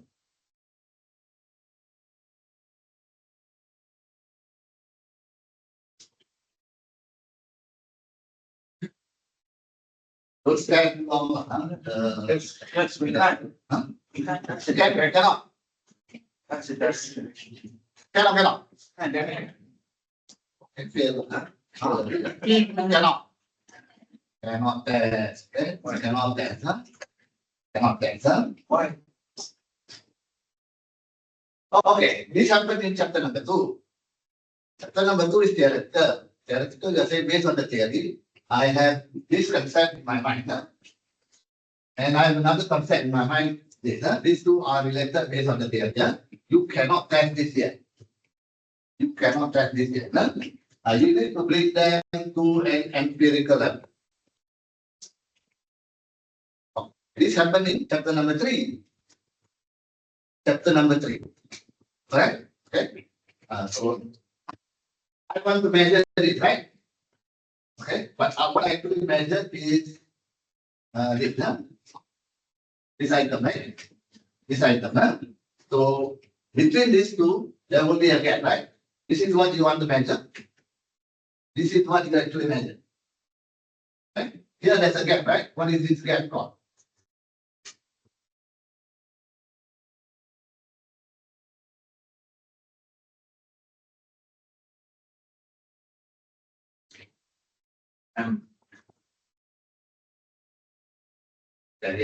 One is the object conceptual available. This is the variable you measure, right?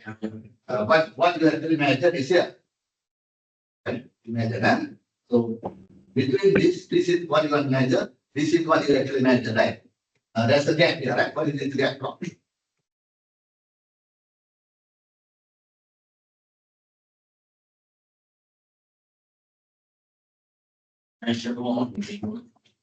Okay.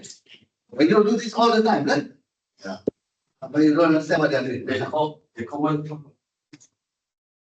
Validity reliability. Validity reliability. Yeah. Okay. Yeah. This is what you have measured, right? Okay. And then this is the 4 items to measure is available. You have to know whether these items are measuring this. That's why we have a stage called validity reliability. That's why you are doing factor analysis, whatever analysis, to ensure that the items measures. So usually these items will not perfectly measure that. Okay, but that will be given by your validity reliability. If they measure that, then the validity will be high. That's what we are actually doing. That's why we have this test on validity reliability. Yeah. And then we will have questionnaire like this. Okay, so we will develop a questionnaire to collect based on the variables. Okay, later you will also see this. Many people have variables in their model, but they don't know what they are measuring. Every variable you have in your model, they must be measured. If not, you cannot analyze it for quantitative research. So again, what's the gap? Validity reliability. Really understand the question. This is what I want to measure. I mean, the one you described is just a process, isn't it? No. That is the gap here, right? Yeah. You need to, here I want to measure this one, right? What I actually measure is here. So I want to know how close is this measurement to the actual. That's why we have validity reliability. If not, you don't have to. Because you're not measuring directly. You're not measuring directly. This one is the develop the instrument and verify the instrument. I want to measure this, right? I can measure this with different ways, right? This is a conceptual model. This is your conceptual variable. Right, okay. Now you need to measure that, right? You can measure them with 4 items. But how much? This is where you extract it from the instrument, isn't it? Yeah. Right? The instrument is where you have to up on and have all those items from somewhere. Yeah. So what's the issue? Now, why are we from here? This is what I want to measure. Sure. This is what I actually measure. Organization commitment. No, let's say an organization commitment, yes. This is what I want to measure. This is what I actually measure. But I want to know how close is my measurement to the actual function. That is why we have a gap called validity reliability. That's why you run validity reliability. Yes. If not, you don't have to do that, right? Because sometimes your item doesn't work well. That's why we will have that gap. No?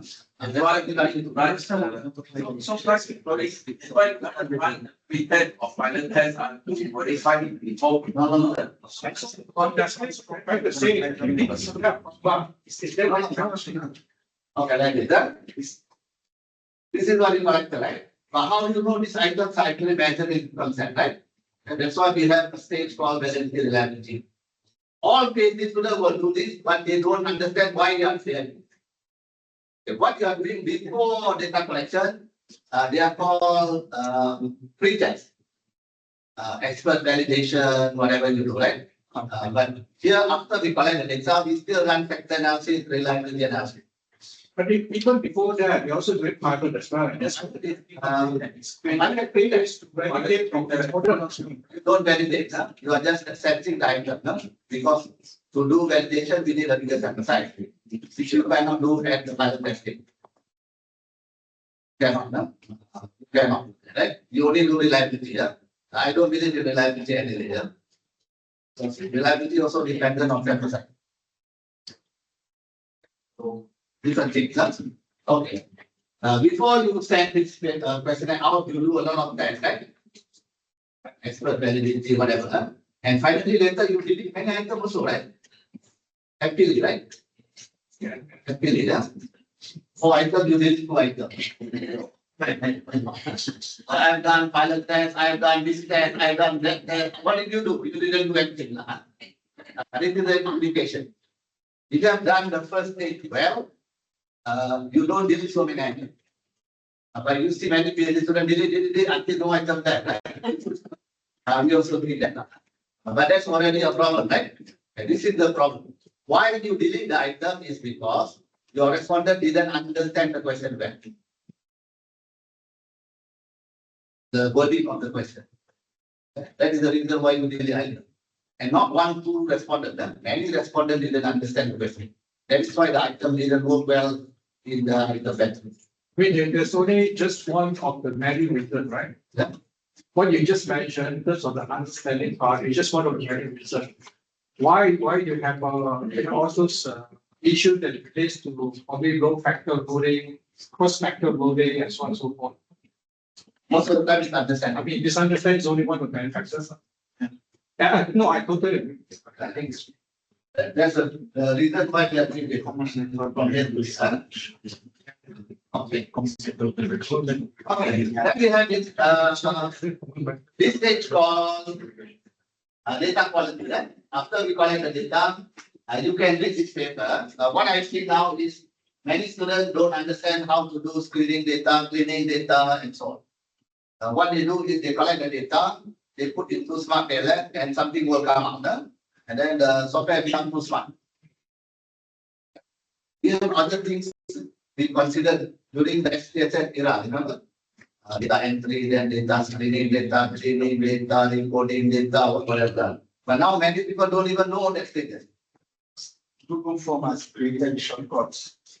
Yeah, but the data comes in easy, but after that, you need to also clean the data. And we have outliers. Right. Outliers also will influence your results. I have a PhD student from China. They have a platform called Wenchuanxing, where you can pay to collect data. Yeah. And then, my student paid money and collection. But I had to sit down and clear lots of data before the data became better. Because you're paying people, right? The faster they answer, the more money they get. One of my China PhD students also use the same. Another one which is better, they say. So, There is another one, prolific academic. That's very Freedom, I think. What's the freedom? CREDA. prolific academic. That's from the US. It's a very good one. No, there's another one in the US called Ambiguous. Yeah. This one is very famous. Yes. You just tell them what kind of respondent you want, how many respondents you want, they will collect it. But you have to pay them. Response here point. So, Those who answer the question, you get some money. yes. And if you put more, then more people will get. Because they are answering question every day. Their pattern of answer will be different from the normals. That's one of the concerns with platform. So yes, again, it goes back to the ethical part of it. How do you know that it goes swindle you? No. No, they have They are credible. I know they're credible, but having said that, again, these are not the only site, but there are a lot of others, website that's offering this sort of services. that's a choice to make. Again, it goes back to the ethical aspect. Can you, is your data good or not? We don't know. Collecting data is one part of the partner. After that, we need to bring the data, screen the data. So this paper has a very nice flow chart on how to screen the data, clean the data.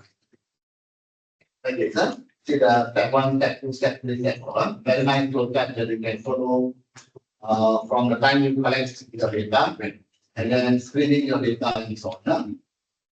Okay, and now we have these variables in our model. Independent, mediating, dependent, control variables, and moderator. Anybody doing this kind of model?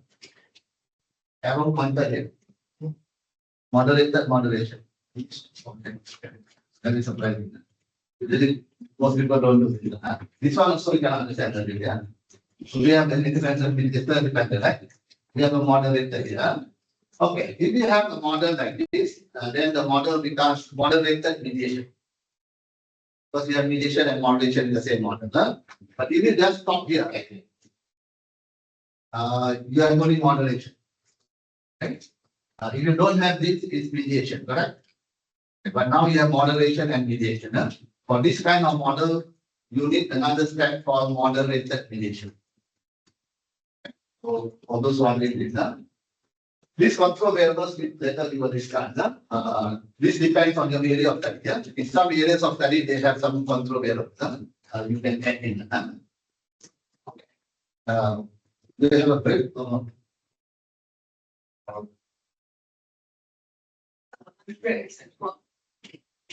If Prof wants to take the rest, I think we should allow.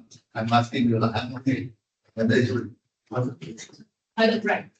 Okay. I don't know, I feel impressed. And so our colleagues in Penang cannot see the whiteboard, so they requested for an assistant. I don't know why. And this comment. So you cannot see this. Yeah, you just text me now.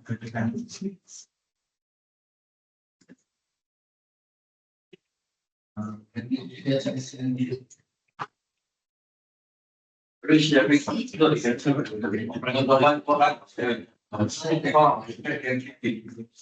Okay. But what? It just happens at the time.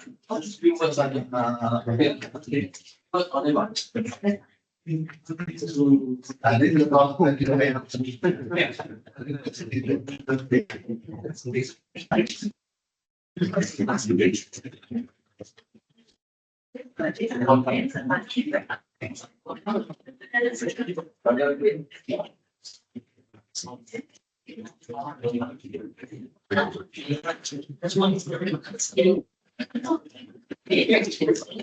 Really show your attention.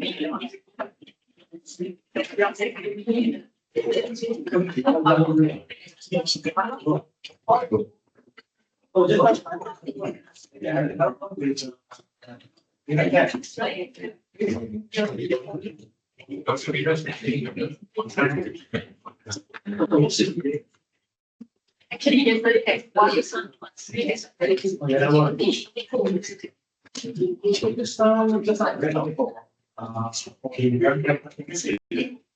We have a franchise.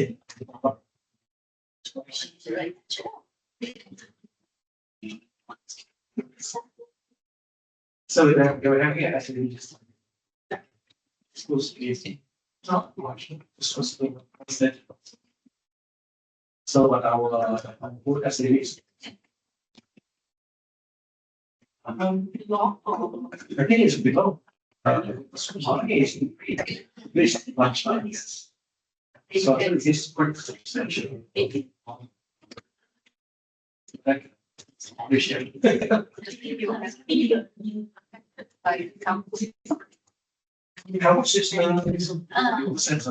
mean, last time, Oh, yeah, I mean, I think that's pretty much like. it's how major change.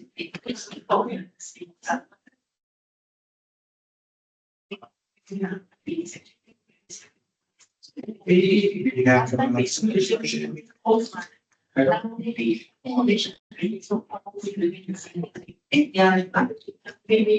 thought we are using CCP. CCP summary report. CCP summary report. Yeah, it's also. Yeah, it's all. So design is keep. The CCP. This week was special. And we will use it. Oh, okay. What did you want to say? No, but some of them. So.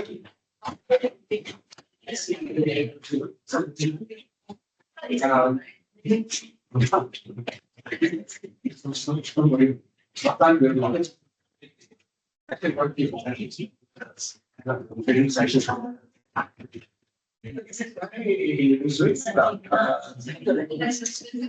because we are able to work at CDS.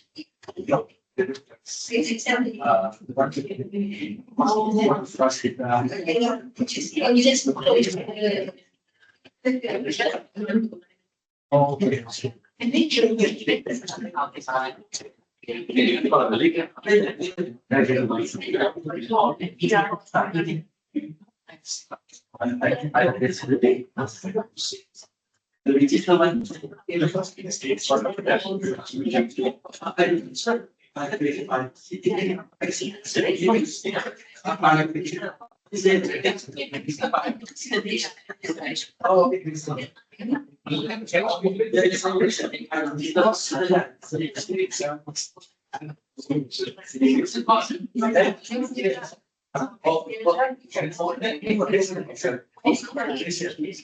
this so this issue of then look at what's happening. How to done that topic, right? That was already happened. So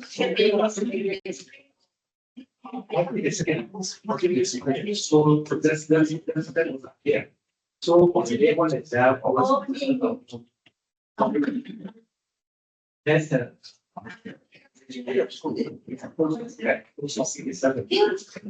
We're not really people.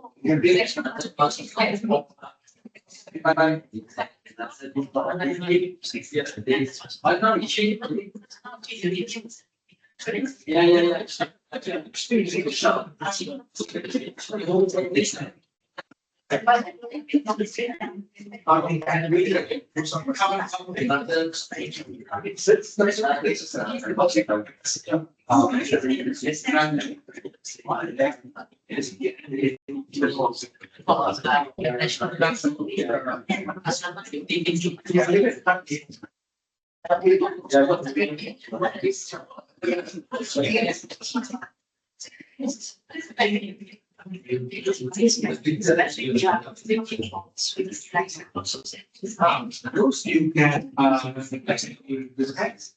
You can, and, you know, you look at it from this perspective. They will have cheap in for these ends. That doesn't. So if you think about it,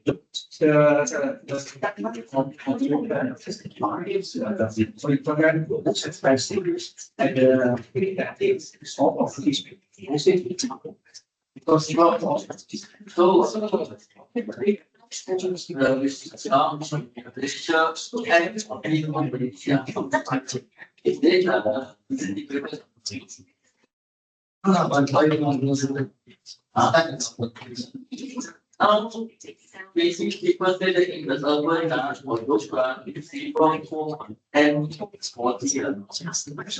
Yeah, they are poor. But it's a while.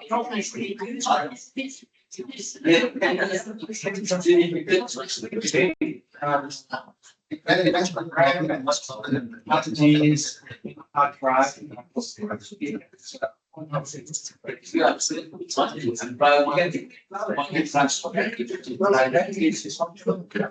So basically,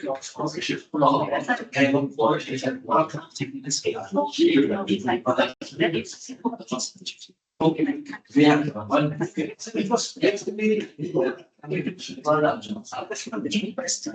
is. So now yeah, that's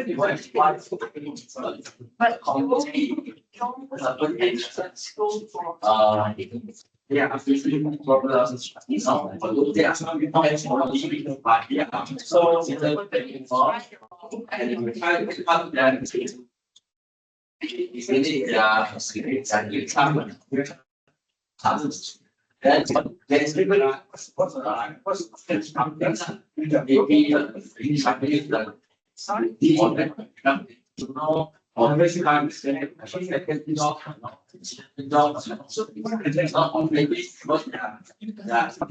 qualifications also and get the grant for one purpose.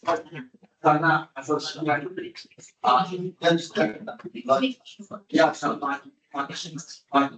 the grant requirements partner with NGOs, partner with the government. This one is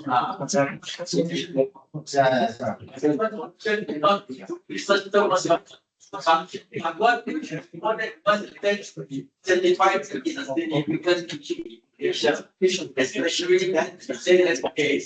Maybe example of getting finally these problems as you say that not Jesus and right.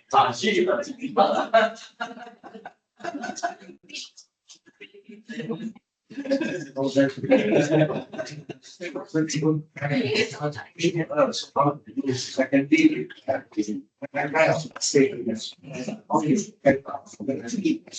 position of this meeting is to go to identify this issue is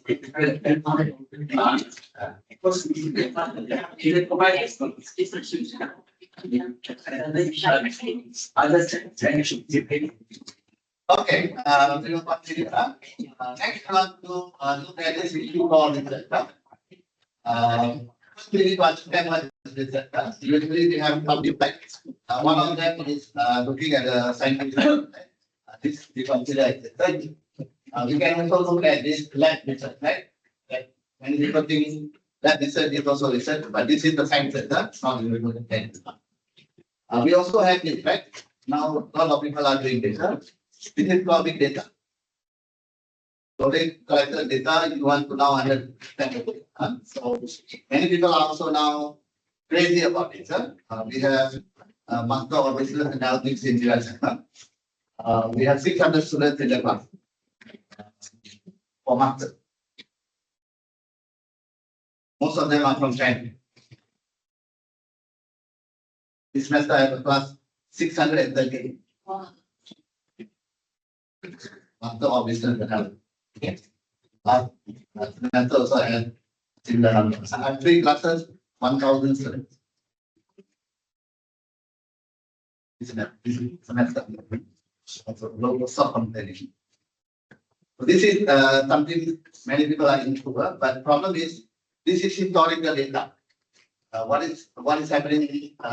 Historical data may not continue into the data. That's one of the problems. So we have big data and small data.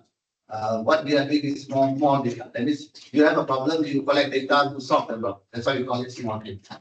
Big data is data that cannot be handled by your traditional software. This can be a combination. Okay, this is what you are doing. First, we start with the first problem, and then we will look at the literature. What we call as the literature reference summary. Before we come with an idea for it. Okay, so we are trying to solve a theoretical problem, not so much the applied problem. And later we will also see this applied and so research is an organized technique and systematic process to study a particular problem and critical solution. The problem must have multiple solutions. Then only we can do research. And here the term is organized, objective, and systematic. Many people think this is only for quantitative. For qualitative also, they are organized. They are systematic and objective. There are certain ways of validating whatever you do. You need to also understand that. Okay, so these are the 8 hallmarks of research from this book by Vimal Sekran, which is a really good book. So you should be reading this quite easy to understand. They use only plain language. 8 of them, number 1 to number 8. Number 1 is any research that you do, there must be a purpose. What are we trying to solve? So we want to focus on this variable called organizational commitment. Why we want to focus on commitment is to increase commitment. Absenteeism will go down, performance will go up. That is what we call as purpose of the study. Any research you do, there must be a purpose. Okay. What is rigor? What is meant by rigor? Let's say you want to study participation in decision making and commitment. We collect interview data from 12 employees. What will be the problem with this?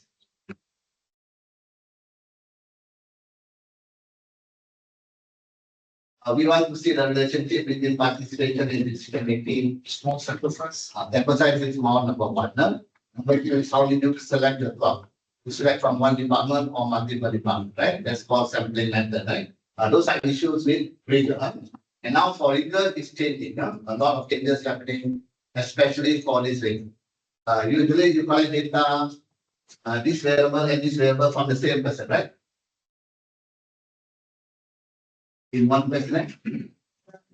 This is what we are doing from the time and concept. Unfortunately, many good journals, they don't establish anything. So you're answering on the left, you're answering on the right, you answer consistently. That's a consistency bias. So we have a term called common method errors. You also need to address it. Okay. Okay, the third one is called testability. before you collect the data, you have your research question, research objective, right? Once you write the research question, you should already know what test to use. Okay, but unfortunately, many students now collect data first, think about it later. If you have already collected data, then you cannot do certain analysis because the level of analysis depends on the kind of data you collect. Okay, so this is one problem I see with many PhD students. When they write, like in my department, the proposal will include 1, 2, and 3 with the question. Chapter 1, chapter 2, chapter 3 with the question. Whereas I go to University of Naya, they only require chapter 1, chapter 2, chapter 3, but they don't require the question. Which is also a dangerous thing. Yeah? Because I've seen cases after they have collected the data, the question is totally wrong. Because when we evaluate, we didn't look at the question. Right? So in my department, we have 1, 2, 3 with the question. Once we pass, then we can go ahead and collect it. Then we come back for Y master. Previously, we had another stage called finding defect. Now we don't have them. Number 4 is a term called replicability. When I write your chapter number 3, many students like to write chapter number 3 like textbook,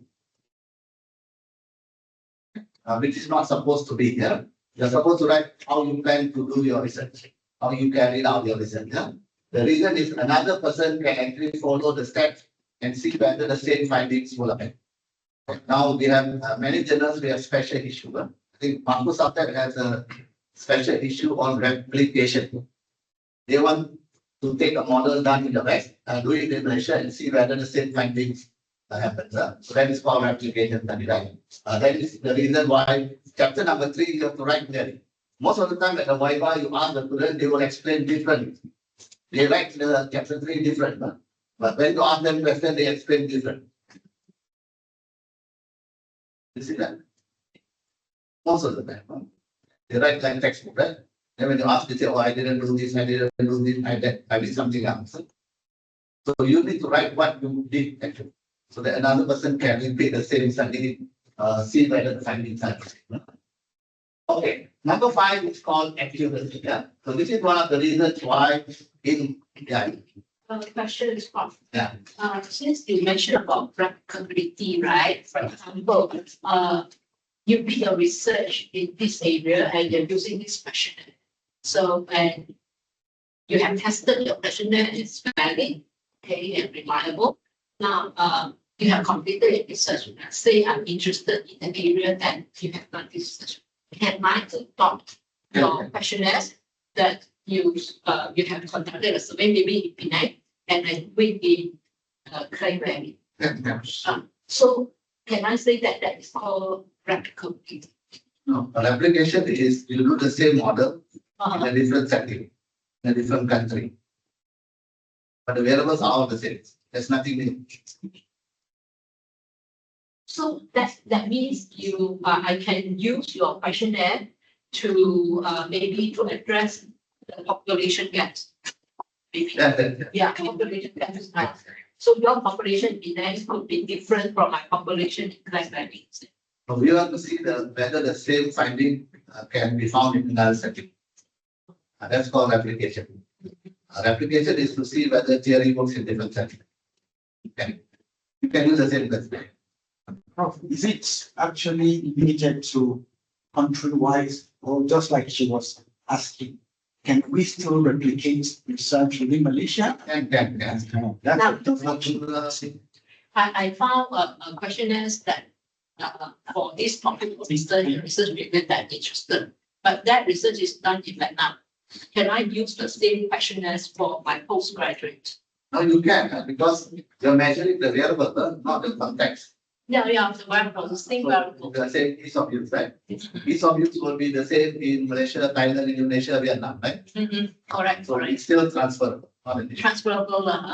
So, Unless you have some issues, right? so what I can do is if I want to use this questionnaire, I just email to the order and ask for permission to use the questionnaire or. Okay. Welcome to Malaysia, I think. You always use without even thinking, but the problem is there are some questionnaires which are licensed. license. That means if you want to use the questionnaire, you need to pay royalty. You know? Okay, we don't we just down here. I also didn't know this. I had a visitor from US.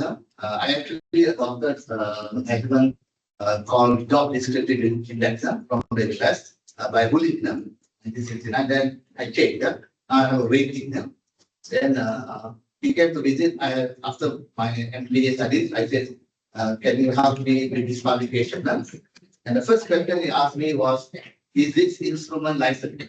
Then I was thinking, what is this? First time in my life I'm listening to the term. Is the questionnaire licensed? Many instruments are actually licensed, especially in psychology, like leadership style. They are actually licensed. Before you can use, you need to pay the authors some royalty. If not, you cannot publish your work. Remember when you submit your paper, right? After your paper gets accepted, you're on cloud nine, right? You don't know what you're thinking really. Yeah? They send you a form to sign, remember? A jar form. You just sign and send, right? You didn't read the content. Anything you infringe copyright, they will get back to you. So questionnaire is one of them. Questionnaire is one of them. No, right? In UPM, they have a system. Anytime you want to use a questionnaire, you write to the person, ask for permission. That's a term for questionnaire. But in general, they also have, if you see most of my papers recently, I don't use diagrams. No theories, some of the theories are actually licensed. So you cannot copy and paste without permission from the journal. So in general, they have a term called rights link. Rights link. That means you go to the webpage, you click in, and you say, I want permission to use this diagram from this journal article, page number 1. They will give you permission to use. So now I stop. Don't show any diagram. From how we know that which the instrument whether is licensed or not, how we know? Rights. That one you can ask the authors, right? You can write to the authors or the journal. Okay. Like many of the learning style questionnaire is licensed. Psychological measurement, many of them are licensed. So from PhD level, is that acceptable to adopt survey questionnaires? PhD level is unpublished, so okay. When you go to the publication, maybe you will get this question. The journal will ask if Acceptable, I mean, for thesis writing. okay, this is later I will tell you the contribution part. Because if you want to contribute everywhere, then you take 10 years to finish your Now, PhD. the question is because designing the questionnaires is very technical and I do not have the expertise. You don't have to, why is that problem? Your contribution comes from the variables together, not the question. Questionnaire, we already have many questionnaire available. Which one you have to pick is up to you. Later we will talk about this. Your contribution in a study is putting variables together in a model. Measurement can come from questionnaire already developed before. But if you want to develop your own questionnaire, also you can. That's the PhD by itself. Developing a new questionnaire. What about if you want to expand? Yeah, you can. We have a research model. We have to add some more variables. That's the common way of identifying contributor data. I will discuss the different types of contributors. Most of you will work on we call it model extension. You have a theory, then you add some variable based on the literature. Questionnaire don't have to develop your own, right? But you need to develop your own. I never developed questionnaire at all. Most of the time is taken from someone.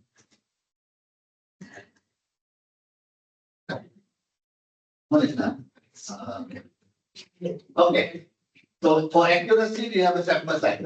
One of the requirement for sample size is for quantitative sample size must be larger. Why this is important is because of the precision. When you calculate your standard error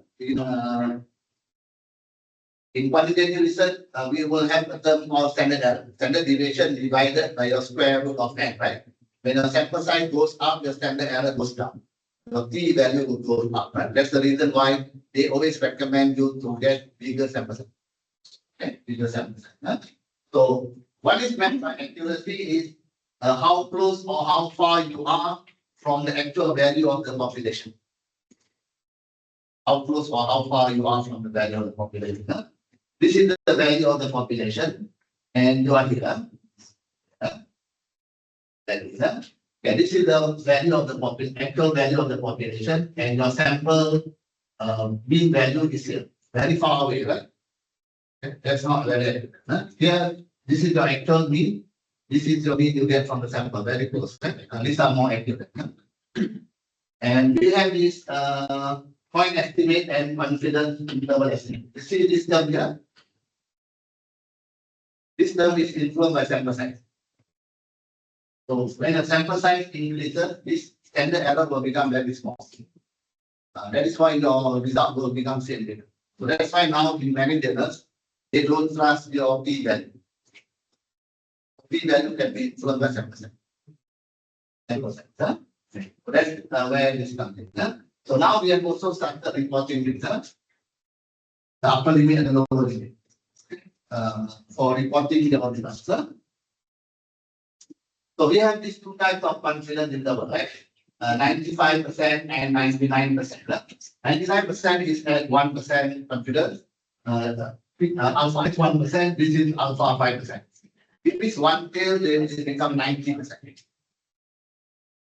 So that's how the software gives you the confidence interval. Done? Okay, number 6 is related to objectivity here. When your results are not significant, you should write it is not significant. So, Prof, just a question. So should we then increase the, how should I say, the discipline in terms of defining what is acceptable p value?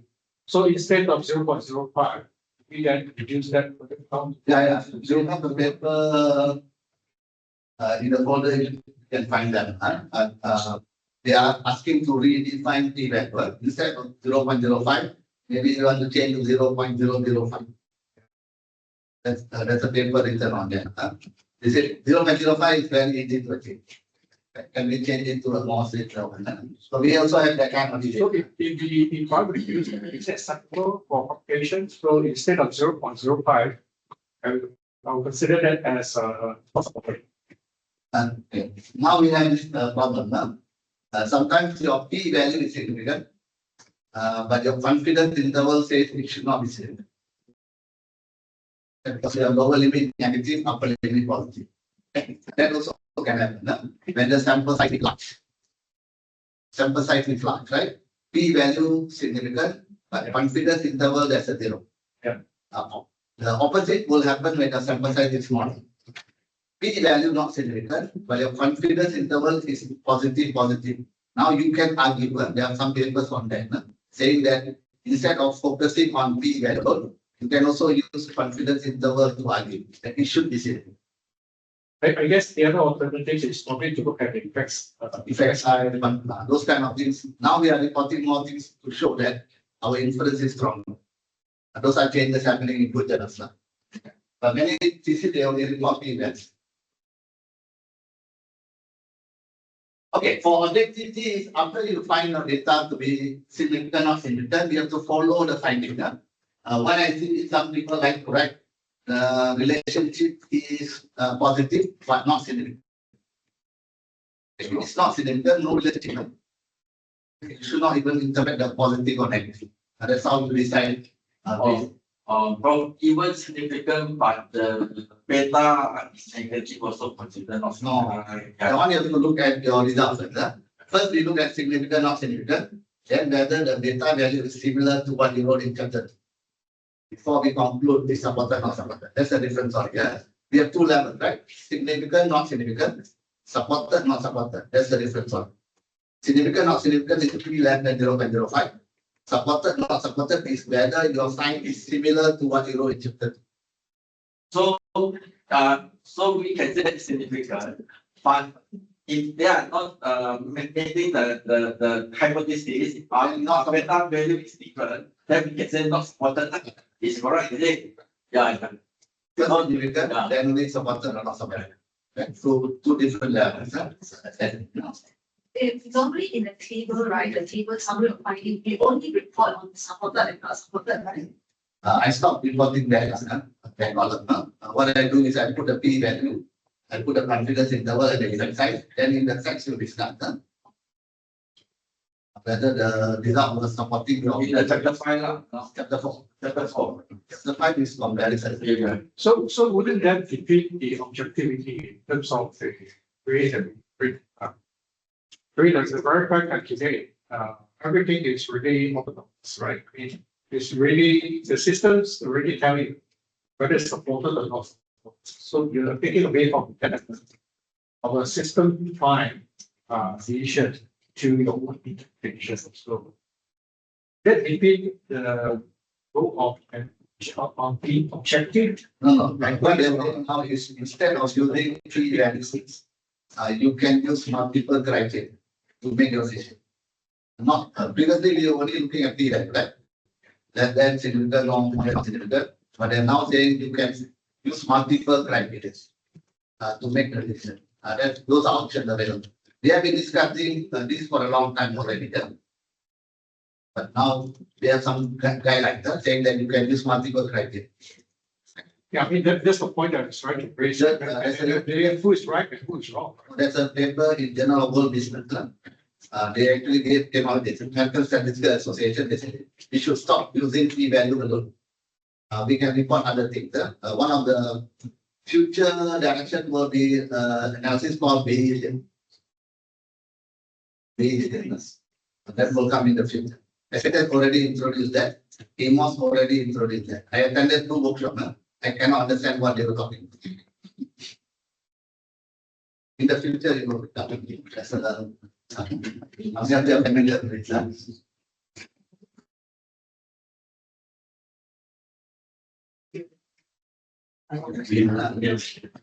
This one becomes useful in the future. Okay. You revise the probability after the data. I attended 2 workshops, one in US and one in Holland. But I cannot understand what they were talking about after 5 days. But maybe in the future we will have a better understanding. But they already, this analysis is already there in SPSS 2720. Already. AMOS already has long time. We can also think about this. From if the beta is negative, the positive, so if do the reward, could they know and cannot? You already collect the data different. You collect the data, now you have given for this. Because But you could think sure. you will change the but that's not like that. That's for the engineering. Okay. This number 7 is called generalizability. Generalizability is whether your finding can be transferred from one setting to another setting, right? Okay. We have 2 types of generalizability. One is from your sample to the population. The other one is from one population to another population. Let's say you study inflation, and it be applied to Thailand, Indonesia, and so on. That's called from population to population. So, okay. We have, when we do generalizability, we want to assess the beta value of the population, right? We will take a sample, and the sample we will get the beta value here, right? Get a bit. Now, what we have to do is we want to generalize the beta to be the same from here to here, right? Are you doing this? Are you doing this in the study? Okay, okay. We want to test the relationship between X and Y in the population, correct? Okay. We don't know the data, right? The data. What we do is take a sample from the population. We get a beta value which is B, right? Okay. And now what we are doing is we are saying this beta value is also the same in the population. That we generalize it. Is that right? Yeah. Okay. So what we are doing is like this. Okay. This one is the same method. Are you doing this in your sentence? That normally we after each one sample, we can generalize, yeah, generalize the. Yeah, no, yeah, Yes, yes, yeah. No. This one, if you done, using probably is a big. No, this one, most of the time we are not doing, no? This is called effect generalizability. yeah. Effect generalizability. You are not doing, no? What you are doing is like, no? Your theory comes to positive relationship, right? Okay, you take a sample and you find it to be positive. Right, this is what you are doing, no? This is not effect generalizability, no? This is called theory generalizability. You will generalize it. Theory generalizability, yeah? So your theory tells you the sign, expected sign. So your sample is provided, right? So what we can do is like, you know, theory says positive, right? In population 1 is positive, in population 2 positive, 3, 4, 5, 6. Now the theory becomes generalizable. This is what we are actually doing.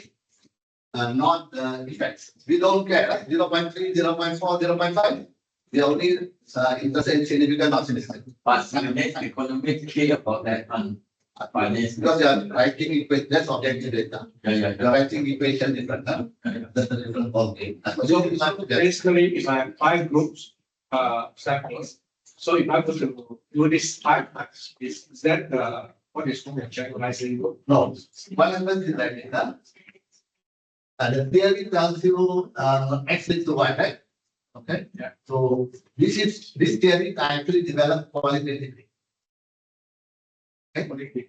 Qualitatively, yeah? Then quantitative people come text 1, 2, 3, 4, 5, 6, 7, 8, 9, 10.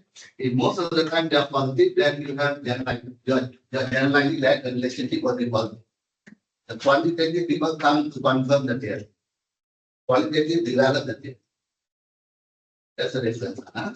So here it says X leads to Y, right? So if you study many times, then your general knowledge rate is X probably causes Y. This is what Peter Tatum wrote in his paper, the knowledge rate. So what happens if I have, if my sample is huge and I segregate this into, say, the different clusters?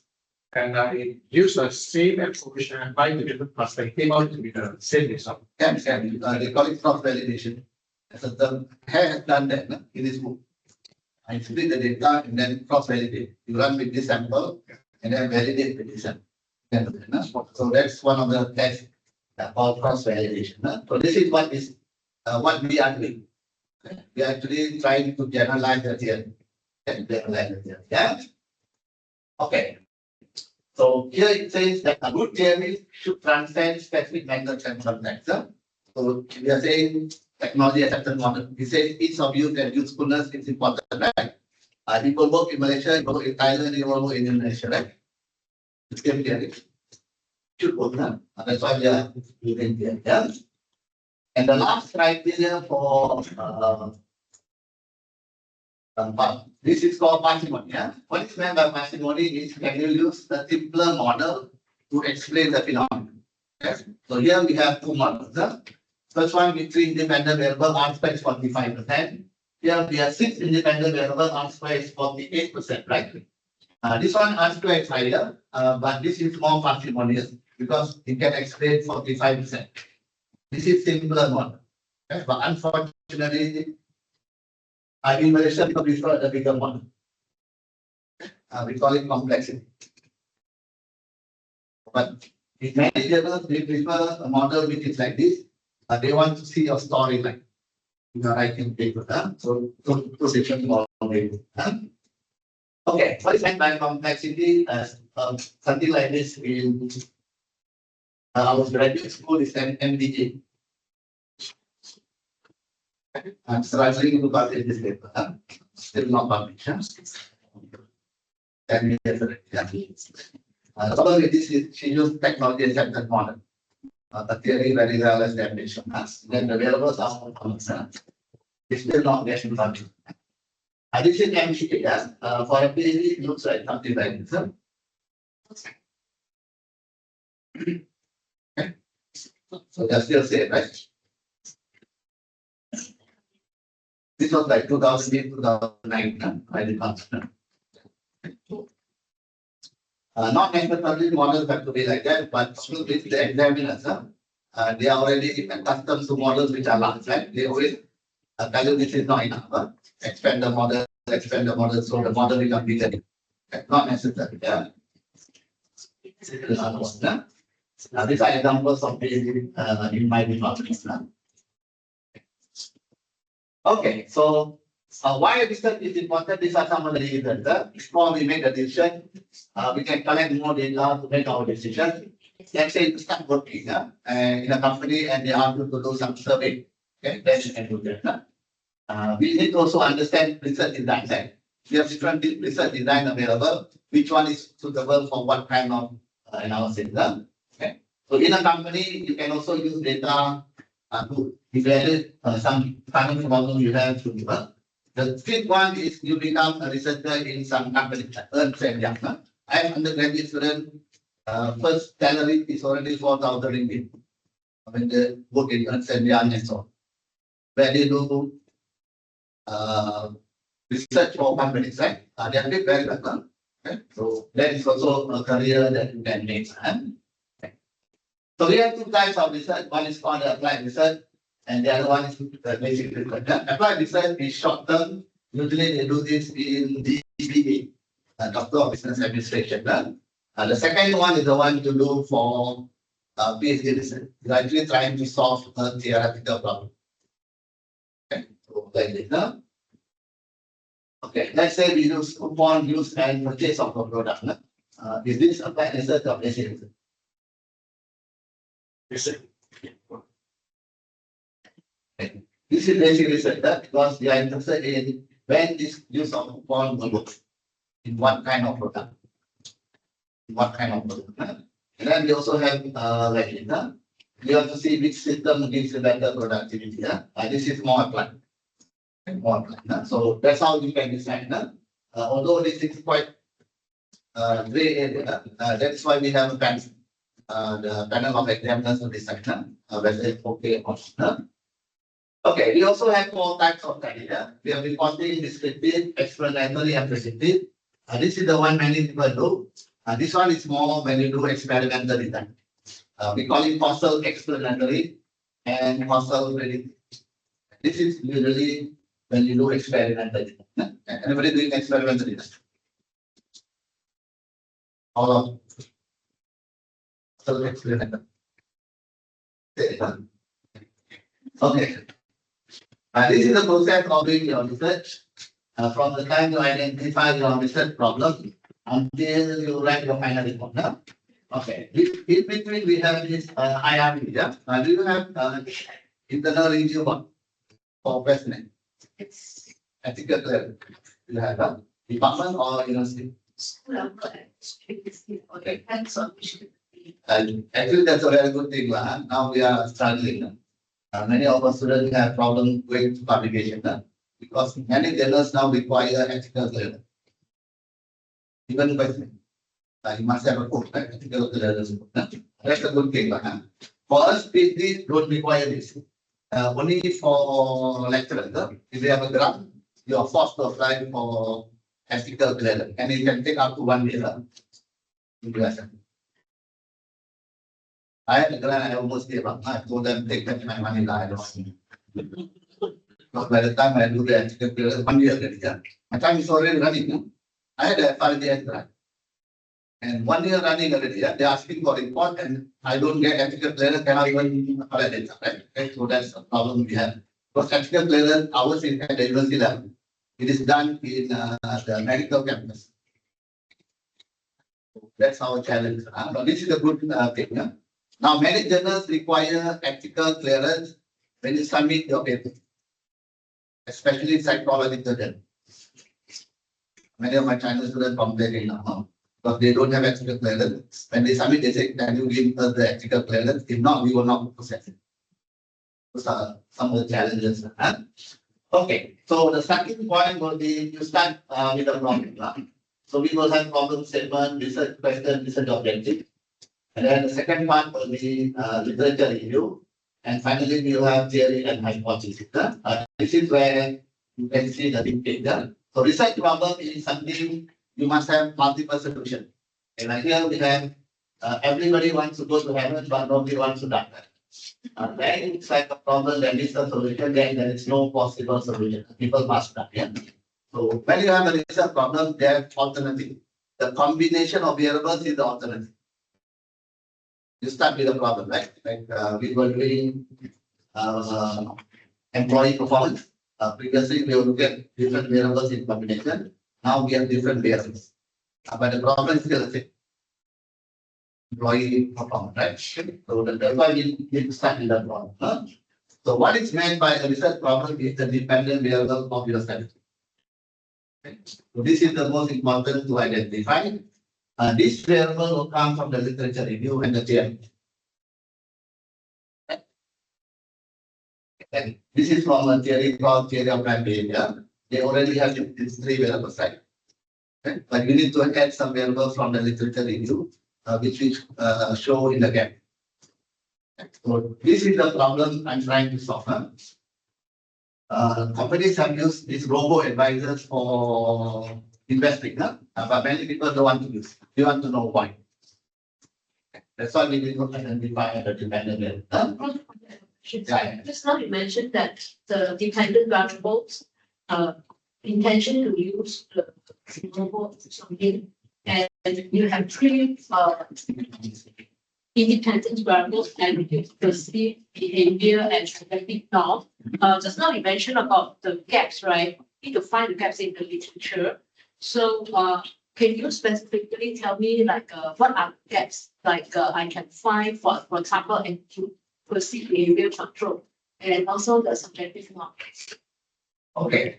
So you have to look at the literature. I mean, which area of gaps, either population gaps, theory gap, or Population gap is or- not considered a contribution of PhD. Population gap is not considered a contribution in PhD. This study has not been done in China. This study has not been done in Thailand. That's context. Context is not a contribution. now what about you say population is not counted as the gap means, right? So what about that study like for attitude is done in Vietnam, but it's not done in Malaysia. And It has been done and done. What I'm saying is, you just use this variable, right? This is from the theory. The theory will go for that. But what we will do is, we look at the literature. What they have found is, previously literature calculate subjective norm leads to invention, but in some studies they are not significant. Some studies they are significant, some studies they are not significant. Now you are saying there's some conflicting finding, right? That's the gap. You need to add the variable here, right? The additional variable is what we call it the contribution. In the model. If you use this variable, it's replication. people ask us about novelty, in terms of Our thing is the variable you introduce, what is new? Okay, they have studied this together, right? But they have not added one more variable here, right? Okay. Or they have not added variable here. They have not added variable here. Right? There are many things you can add. And later we will look at theory extension regarding. Not entirely new. But you're adding some variable to the model based on the review of the literature. so if attitudes like, for example, attitude of behavior or attitudes towards like the personality. Okay, you have to consider. No, it's, any other variable you can add. Just decide you add here, you want to add here, you want to add in between, you want to add here, and like the model. You need to decide where you want to add the variable based on the review of the literature. Or maybe can I add a moderator? Yeah, okay. Like for example, perceived ease of use to enhance the models. The perceived ease of use as a moderator to moderate, I mean as a moderating. You can effect to you the- can add and you add one, but justification for adding is important, not the adding. Justification, right? You get a contribution for the justification, not for adding the variable. That's why we need to review the literature first. Okay. What I'm trying to say is, we need to start this variable, right? Because your theory is related to this variable. Later your measurement also will be related to the variable. Let's say we look at this problem.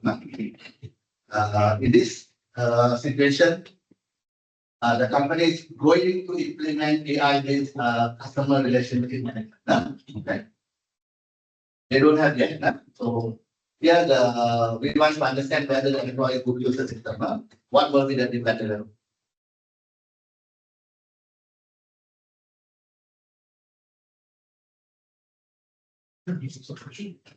They have not implemented yet. They want to know.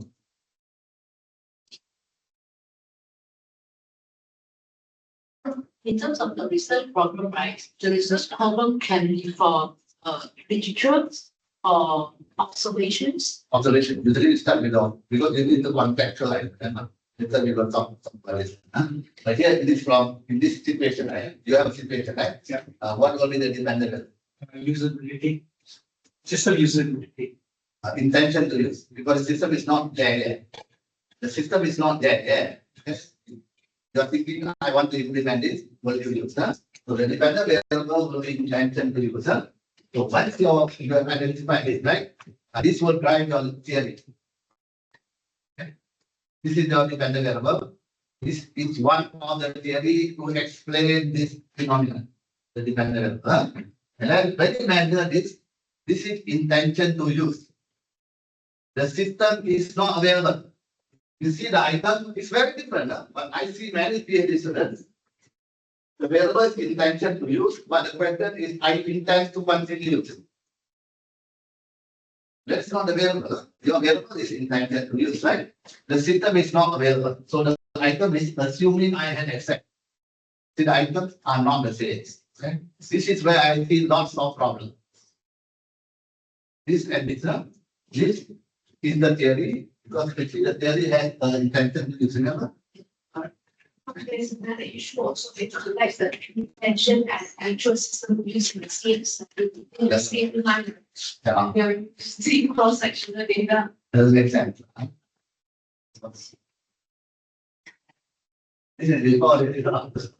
We have another problem. Now we are looking at this. So this is the theory. Usually, like Jasmine was saying, they collect this, and this. My question is, you already doing this.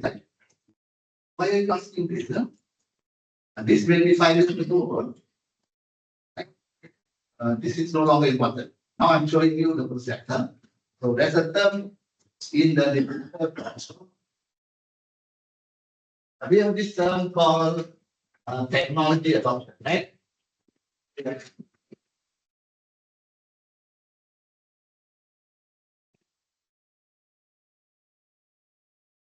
Okay, technology adoption is not available. Technology adoption is a process. Okay, it has 3 levels: intention to use, actual use, and intention to continue. It is technology adoption. All 3 technology adoption. Okay, you want to study 1, 2, or 3, you decide based on this problem. Now, in this situation, our dependent variable is intention, right? Because people have not started using, so we cannot ask usage. 20 years ago, when I was doing internet banking, my dependent variable was intention to use. It was already available, not many people use. But today, if you ask intention to use internet banking, I will throw bottle at you. We have mobile wallet type.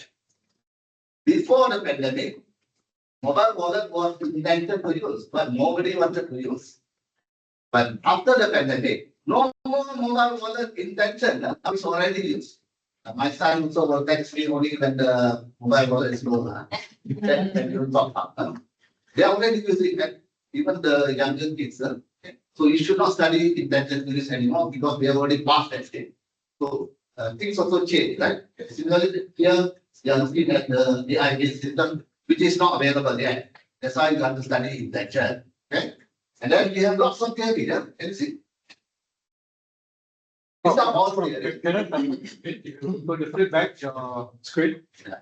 So you're talking about these 3 items that represent TV, right? Yeah. So So what I'm trying to say here is that if you would have done these items and found that the original order did not specify the correctness in terms of the representation, how do you treat it? Assuming that they just come up with something that's out of whack, I have already used it as part of the intention of use. No, no, So how do you treat that? Do you usually people look at the papers, most of these papers will be published in some of the top journals in America. And you see the same authors are cited many times. This author will take from that author, this author also taking from. So that's how we try to cross that. I will always go back to the original. The original source of the paper. If you say that Davis, right? We will go back and look at Davis. Whether the items were used correctly, like you said. We see many authors from developing countries, they change the item. I give you the names, Pakistan, Bangladesh, Malaysia, Thailand, Indonesia, Jordan. They will back telling you. Very, very dangerous. I see their papers totally wrong, but they still get published. For some reason, I don't know. That's why this question is correct. If I want to take this item, I go back and check. This item was taken from which author and he took from some other authors. Okay. Later, you also discuss about validated and improvised. The question was improvised. Some is a change, right? provide and maybe adaptation in the wrong way? Correct. Okay. This part is the one I'm very careful at. Before you go out to collect data, this questionnaire must be correct. Could it be that the possibility of the scale development that was done by the original author did not do it in the right way? You can go back to the original paper and see that. Then you can argue to extend. You can, because that's called scale development. But this is the item for intention reviews. Then we have this theory, right? Which theory you want to use it up to you based on the context of the study. Context of the study. Yeah. I have a question. You have this theory here. Can I use two in my conceptual theoretical paper? Say I want to use TBB, theory of planned behavior, TBB, and technology acceptance model. Is that? You already have it. Combine. C time TBD. Combination of time and TBD. Already have it. We can. You have to combine two theories in one model. Okay. You must have a reason, right? Why you have combination. So these are theories available for you to adopt. Is there any limit? One theory, two theory, or three theories? I believe in one only. One only. But in some institutions, they believe for a PhD must have three theories. Three theories. Some people, that's what they it's really for research. For PhD must have three theories. First time I'm hearing this. But actually, there's no fixed rule. You have to decide based on your review of the literature. Many of the papers you see, it's only one theory, right? Yes. One theory, then they add some gap and then they find somewhere, right? Okay. I like to do that. My Chinese students believe otherwise. They will have 5 theories in one model. Then they draw the model. They draw the model. They will have theory 1, theory 2, theory 3, theory 4, theory 5. And then I tell them which theory you spare, then they can understand. They also they just put the theory there. I've seen that. In my department, many of them. I don't know, for some reason they like to have many theories. But you must tell where the theory was used, which part of the model. That's the challenge. So I like to have 1 or 2 theories. That's it. Because later in chapter 5, you have to bring back the theory. Remember? The more theory you have, the more problems you will have in chapter 5. So that's why I like to pick one. From some of the theory model is standard.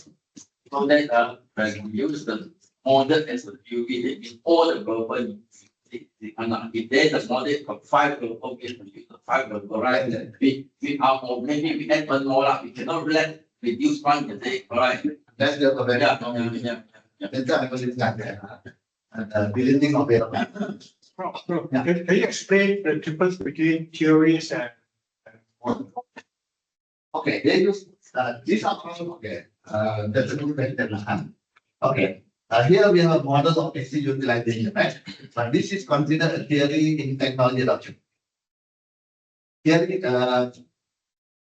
technology acceptance model, right? It is a model, but it's considered a theory in technology adoption.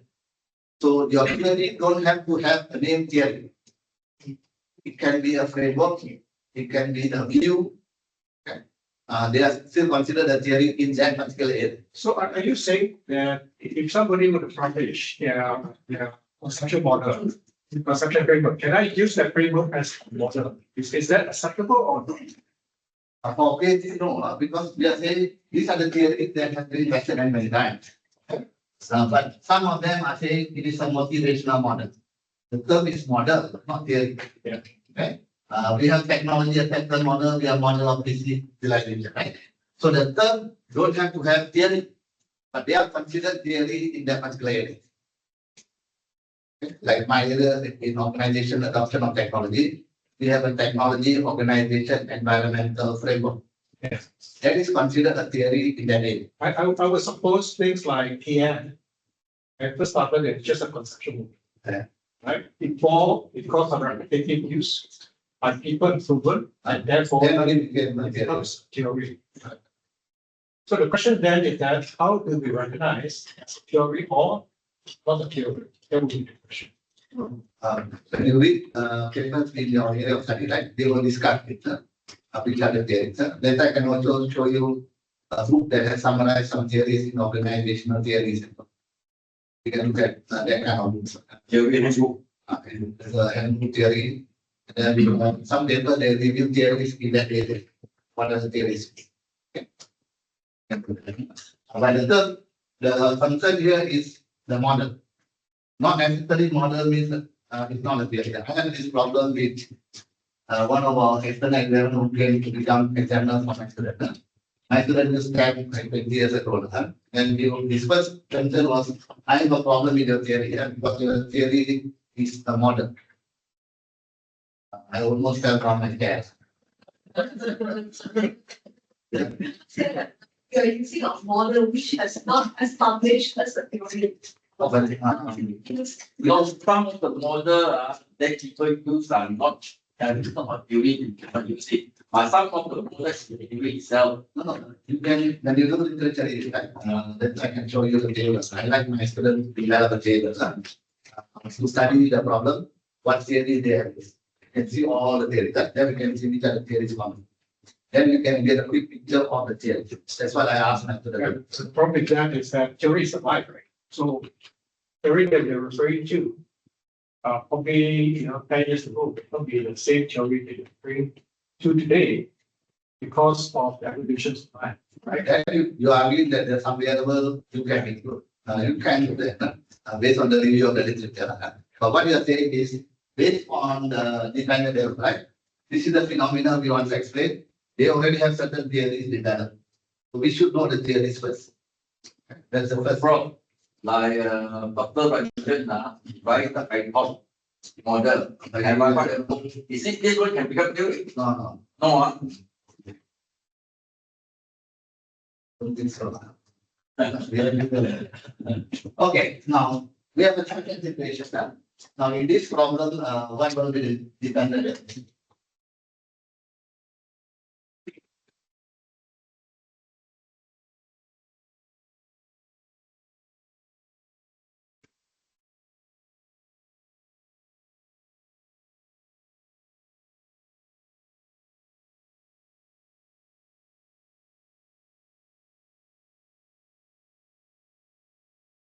It has something to do with productivity. Yeah, this one nothing to do with tension anymore. So now we are looking at usage, right? capacity intelligence. Capacity Okay, so right? They are not using the full capacity. Okay, so the dependent variable is usage. The same theory can be used. Just now we saw the theory, remember? That theory can also explain usage for the dependent variable is usage. Okay. And then we have the measurement. We see the measurement for usage. They are not the same, right? These are the items they use, actual usage. So we can see whether they use very little or a lot. That's actual usage, okay? And then we have a question that gets been answered now, right? The problem is most children don't read the original. If you see the paper by Venkatesh, he does this, he will give the training first to the employees, then he ask them user reaction intention. Okay? And then system is, after the system is implemented, 1 month later, 2 months later, right? You measure system use. Then you have time, 1 month, 2 months, 3 months. This is what is longitudinal. The way they collect data. This is after training, immediately after training is intention. You have not started the system yet. Then after use. So intention and use cannot be at the same time in a cross-sectional survey. From the longitudinal sampling, so different period of time, we can use different samples. No, same, Yeah, but the same person, they same answer. yeah, I'm not saying. it normally difficult for us to get. So now you are citing some reason, right? Difficult. No, because cannot. You don't want to. So here you're talking about cross validation from a longitudinal perspective. To me, that's No, if you want to do intention and behavior in the same study, intention must be before, usage must be after. Must have a timeline. If not, you stop at intention, or you forget intention to use it. You can. You can to decide on the problem. So here we are looking at usage, right? And the third situation is they are already using, and now we are seeing not many people continue using. So the dependent variable will be continue using, right? Now the theory is different, not the same. The theory is different. Okay. We have theories like this, expectation, confirmation, technology, continuance. Because the dependent variable is intention to continue. Item is different, right? Okay. So they are all tied together. Your dependent variable is the most important. If you chose the wrong dependent variable, everything is affected. Everything is affected. This is the theory called ECT. The figure expectation is time 1. This is time 2. Expectation is before you use the system, you have an expectation, right? And this is when you use the system. We collect the data in the same. No, that's a one thing. But normally, for this model, we collect the data when. We have training, was like that. My training was the same. So, yeah. I was coming to Malaysia. Everything we collect at the same time. Everything we collect at the same time. Actually, I had a webinar. The guy was telling me, oh, we have been trained like this for a long time, right? We thought it's right now. But now you're telling us it's incorrect. This has been there for a long time. The way we were trained is everything comes from one question. Correct? Okay. But you already know, right? Like just now we had this intention and use behavior, right?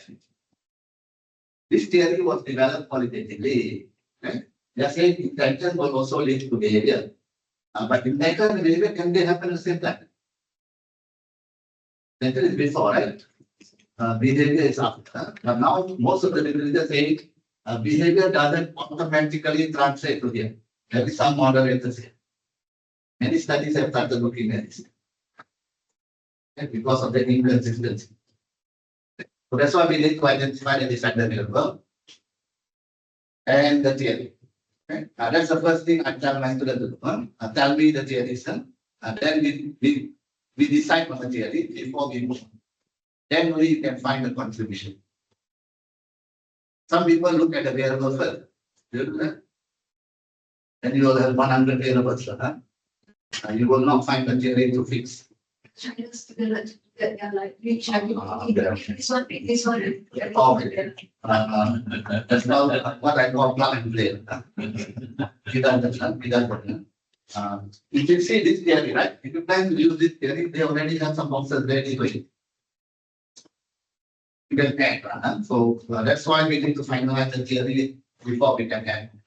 Prof, normally nowadays, nominal data no more used for operating anymore. And the parameters, factors, we don't have to take that. We use them as a control variable. We're going to see. We have other variables like personality, personality, moderators, personality, certain kinds of personality, like and moderator. Yeah, okay. For example, like in the 6 months, like for example, you are talking about the technology, they are listed as theory, right? What happens, right? Pick one theory, you need to justify whether we want to choose the rest of the theory or not. Yeah. I know that some of the PhD one, they will teach you to justify. I will justify why we did it. That's why we did it plans. This is which I really like. That's how I like it. This one. This is a thesis by a guy called Polo from Brunel University. Right? I really like this thesis. I tell my students to follow, but some of my students also don't like it. Examiner, they don't like it. Yeah. That's why. Younger colleagues, right? They are trained from a different planet now. This is just practically we want to use. I like this because you understand. These are the theories used to explain the same phenomenon, but I chose one over the other because of this reason. I like this. This is what I call as competing theories. The reason is because if you go to Viva, you use one theory, right? Suddenly your examiner comes and I think I have a better theory here. And then your eyes will like that. So you don't know the theory. Here you already know, right? You make a choice, right? You can tell him, okay, I choose this because of it. If you give you a different theory, you can explain what are the limitations with that theory. That's why we need to know the theories first. So this is a good thesis for you to refer to. Follow thesis. This is a folder called thesis, right? Number 3. There's the numbers.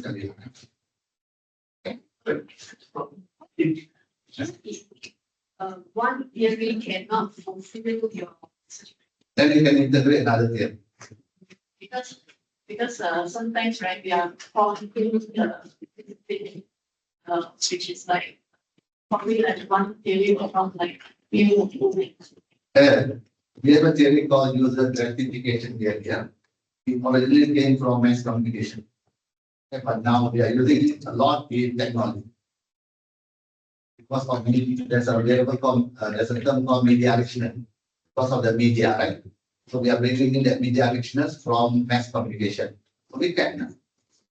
Because we are now also moving from offline to online, right? When we do the basic table, we found that there are many theories like trying to do. So if we didn't explain everything, it was really to be like this. So I will give you another example. Like this. So in the folder of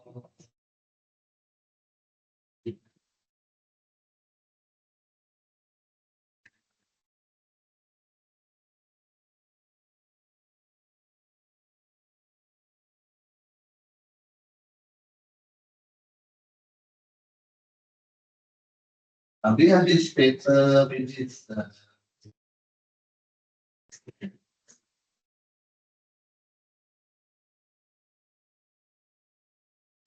this is an interesting paper on literature. They call it systematic literature. This is a guy who is considered the god in supply chain management. Okay. So what he did was in this paper, he summarized his 8 theories. Okay. These are the 8 theories people have used to explain, let's say, green supply chain management. And then here it says promising theories. Okay. We already summarized for you. So these are the theories which are more emerging. We can look at any of them.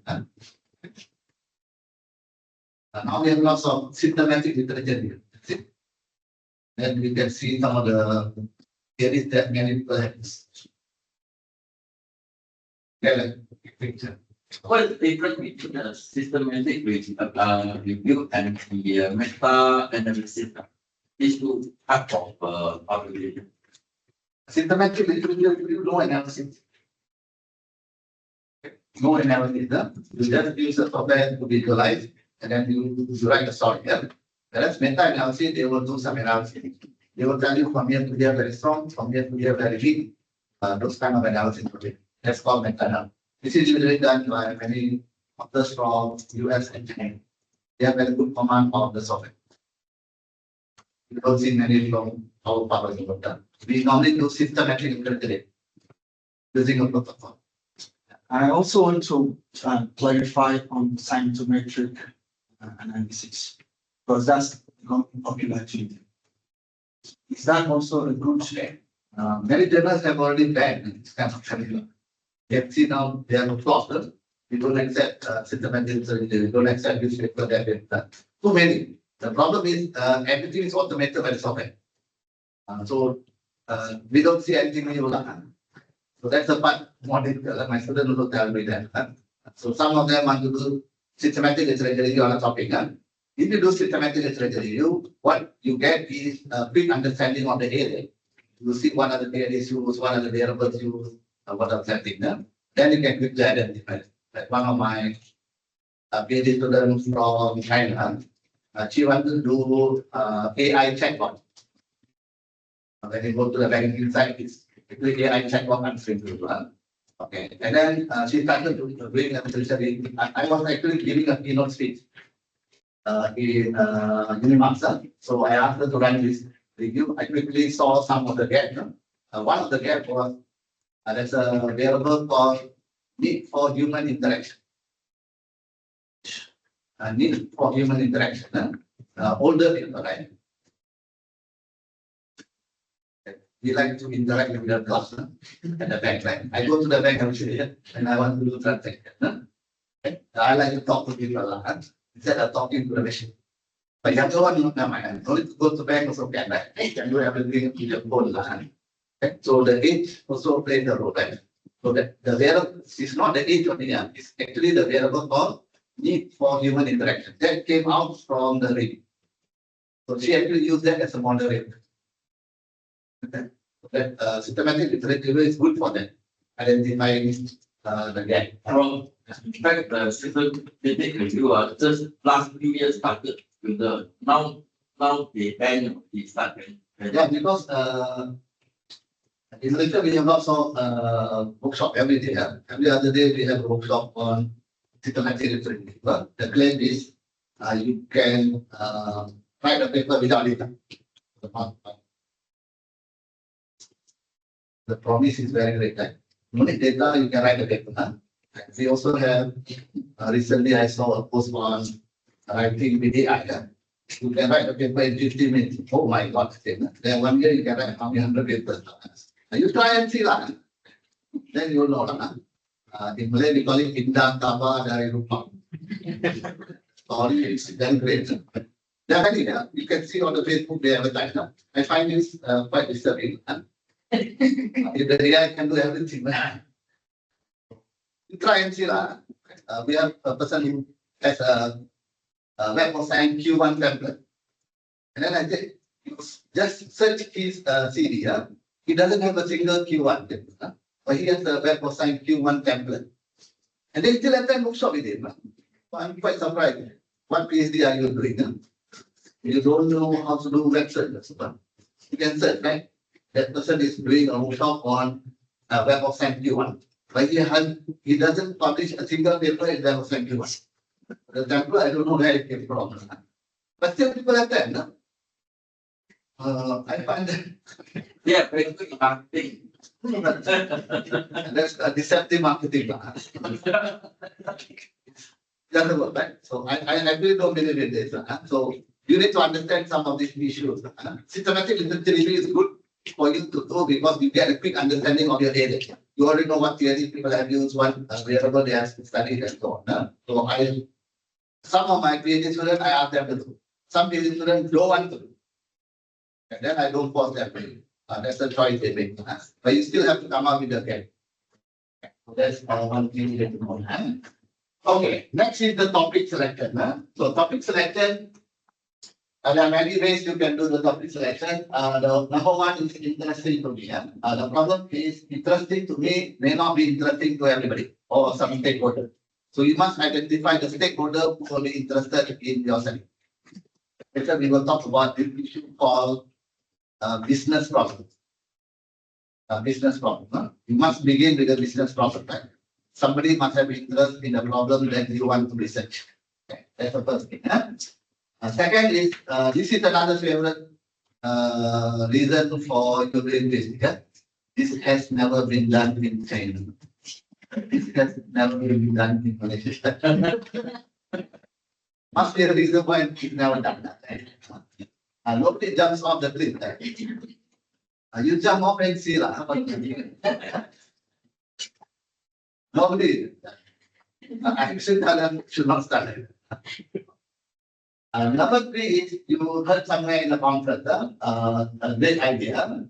But you have to understand people can say anything at the conference, right? But you need to develop the idea further.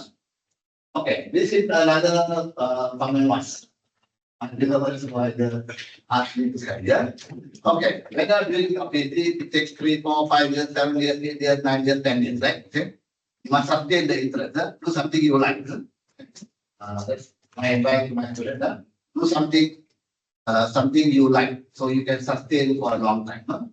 The longest it took me to graduate a student was 10 years. So I spent 10 years of my life with one student. Till I don't remember how long he was with me. That's not a good sign. I was actually very happy he finally graduated. When he first started, he was very excited. I will finish my PhD in 2 years. I have first class degree from Northern University. I said, no area, my area is different. I said, everybody tell me to do PhD. But he's a software engineer. I don't know why he chose it. And then after 2 years, he fell in love, got married, then got one child, and then got divorced. So after that, and then after 10 years, no family. I was still very happy. And this he finally finished. Not a good thing. It also happens. Okay. So you must do a topic that you can sustain for a long time. And for those who are doing PhD, you must remember after you finish your PhD, you still want to do research in that particular area before you move away. Because after a while, the area will be saturated. Okay. Okay. Number 5 is there's lots of literature. This is also not very safe because when you have lots of literature, very difficult to contribute. Because you have to see where it's in. The one I work on is this called emerging topic and phenomena. So you look at something new. Like now we are talking about big data and AI, right? This is like anything will do. Anything you write on this will get published. It also will change. Like 2, 3 years ago, we were talking about COVID. Now you have COVID in your model, they say throw away the COVID. What is COVID now? So then 2, 3 years ago, if you write anything about COVID, it will get published. But now we have already moved over here. Now we are talking about this technology, right? So we will quickly do this kind of topics. Many journals will be interested. And many of the top journals like this kind of topics. Organization. You're talking about all this technology advancement, right? The very fact that today is today's topic. 3 years is very old topic. Yes. Your PhD students how they will graduate. No. For us, we work on the proposal defense. Once they pass the proposal defense, it's like a contract between the university and the student. Yeah, so for proposal defense, let's say for instance, they selected this topic and the student have to, and then they are supposed to answer to the rest of the other analysis and data connections or whatever. So by the end of the process, right? So we are talking about at least 3 years, probably 5 years in the country. Big data by then is really obsolete. But they are actually not evaluating the technology. They are evaluating the process. For a PhD, we are evaluating the process. Remember, we have identified the research problem. We have written some literature review, like the data and the analysis. That is what we are evaluating. Whether the topic outdated or not, that is later depending on the publish. Remember, after you do a study, you still want to publish that. That will be a challenge. But for PhD agreement is what topic you want. Remember many years ago, we had a bank, right? We have lots of bank. One of our staff actually started doing bank. And suddenly when she finished, there's no more so many bank. The bank all merged into 10 or 11. We cannot help it. That was different. But when we evaluate the PhD student, we evaluate the percent. Not whether the topic is outdated. So hopefully the examiner would say that, the topic is very obsolete, and Usually it's about machine. We are very nice. From the problem that, you know, for USM, after the school event, still already, you know, people would not argue about the model anymore, the topic anymore. We talk about the J5 before. But for Wednesday, you know, after the school event done already, so then come external company, they start very the model quite wrong if each time. Yeah. No. All university external is actually a quality control. But if you should the correct exam, correct exam.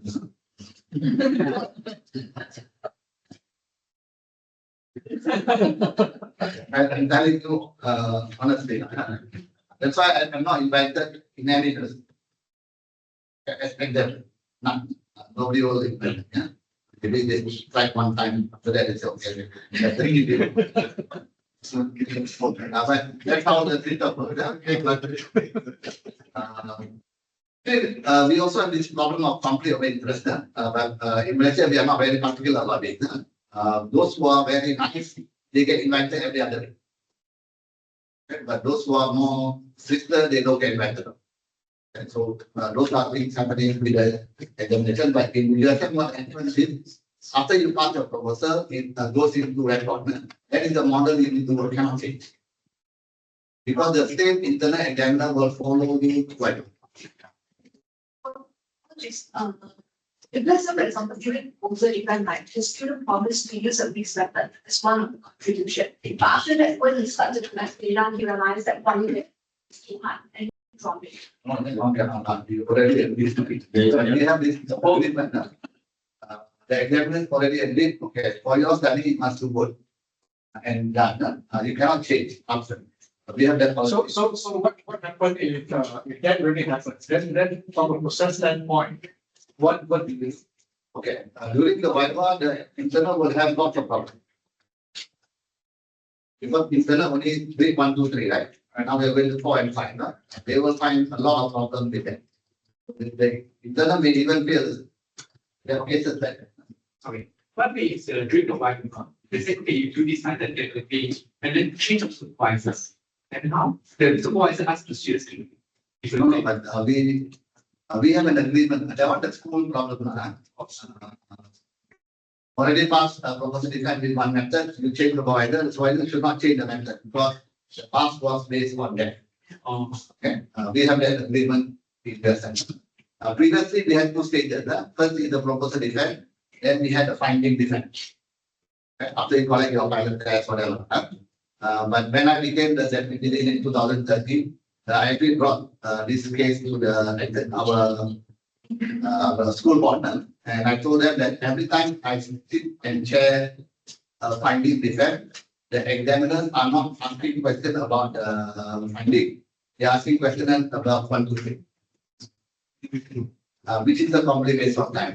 1, 2, 3, you already passed. You should not be questioning why you didn't have this there, why you didn't have this there. You cannot. Already passed. So check findings. It's supposed to look at the finding. But many people are not very good in statistics. So they go back 1, 2, and 3. So why should we have another program? So we remove 2030. So now we have a proposal event. Then you work with the supervisor, go to the final one, and then the external will come in at the political. That's the system we have. so basically, teachers, I can just respond on their behalf. Going back to the example that you mentioned just now, every day we request the student to back to the examiner if there's a change You can. in terms of. If the internal examiner agrees, then okay. So we go back to the examiner. Internal examiner.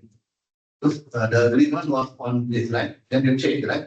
So that fixed clearance has been granted for this. Yeah, I think ours don't have, so we can change. They are very strict about this ethical clearance. Once you change, you have to ask for ethical clearance again. Those are issues with the process. So we can, in the examiner base, then okay, other than that, we stick to the model. I have a case that I examine, a busy student. I don't know how this lady appointed me. Then she had control variables in the model. Okay? And she had a mediator. And when she ran the model, the relationship between the mediator to the dependent variable not very strong. If you catch your control variable, the relationship becomes weaker. All the mediation didn't work. So after collecting the data, she dropped all the control variable.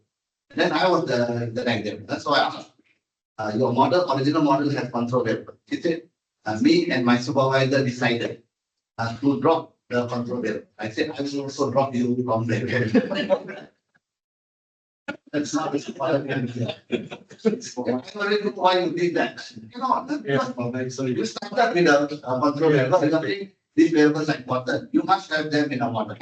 Whether they are significant or not, it's not important. You're trying to explain. You need to explain why significant or not significant. So PhD is not about your findings or anything. The reason that's important chapter 5. We see that with many cases. In the writing chapter 5, they have problems because they were doing things mechanically. You can see that, right? So, and if you have idea like that, you have you do this and then you get a drink, right? You have to write the idea, but you will go back to sleep. I have done this. I have done idea for research, then I pick up and I download and I glance. I pick up and see.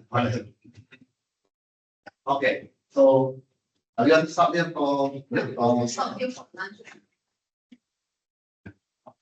We stop here for lunch, 1 hour, we come back at 1.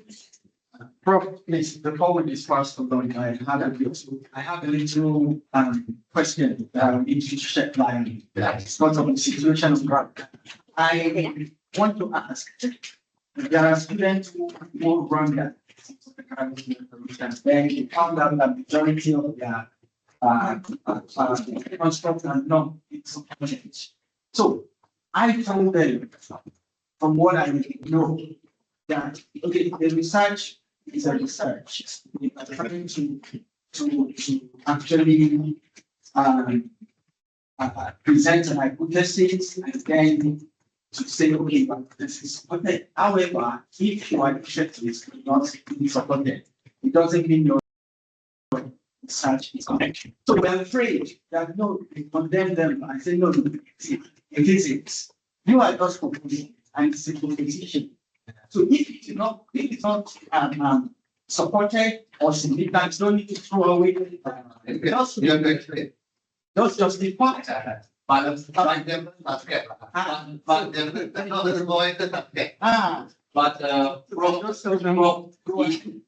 all the hypothesis not supported, something wrong with the calculations. No. Sometimes, okay. Sometimes you have this problem of segmentation. That means your data has segments. You combine them together. The data value is very high, another group data value very low. So when you combine them, they become average. That is the problem. Maybe you want to do post hoc analysis.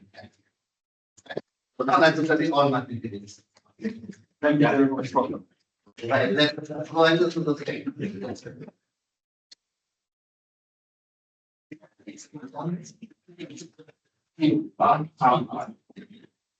All not to me. All not let's go.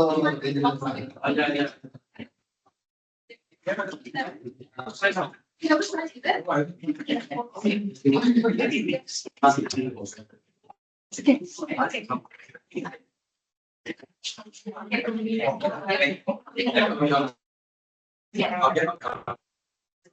We can, still can. Okay, so-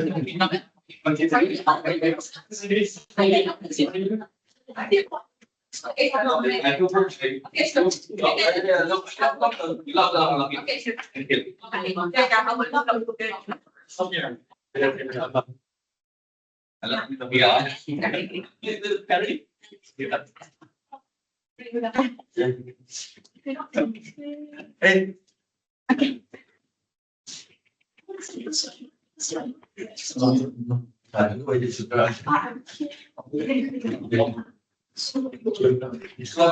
Yes. So join us for lunch. Yes, sir.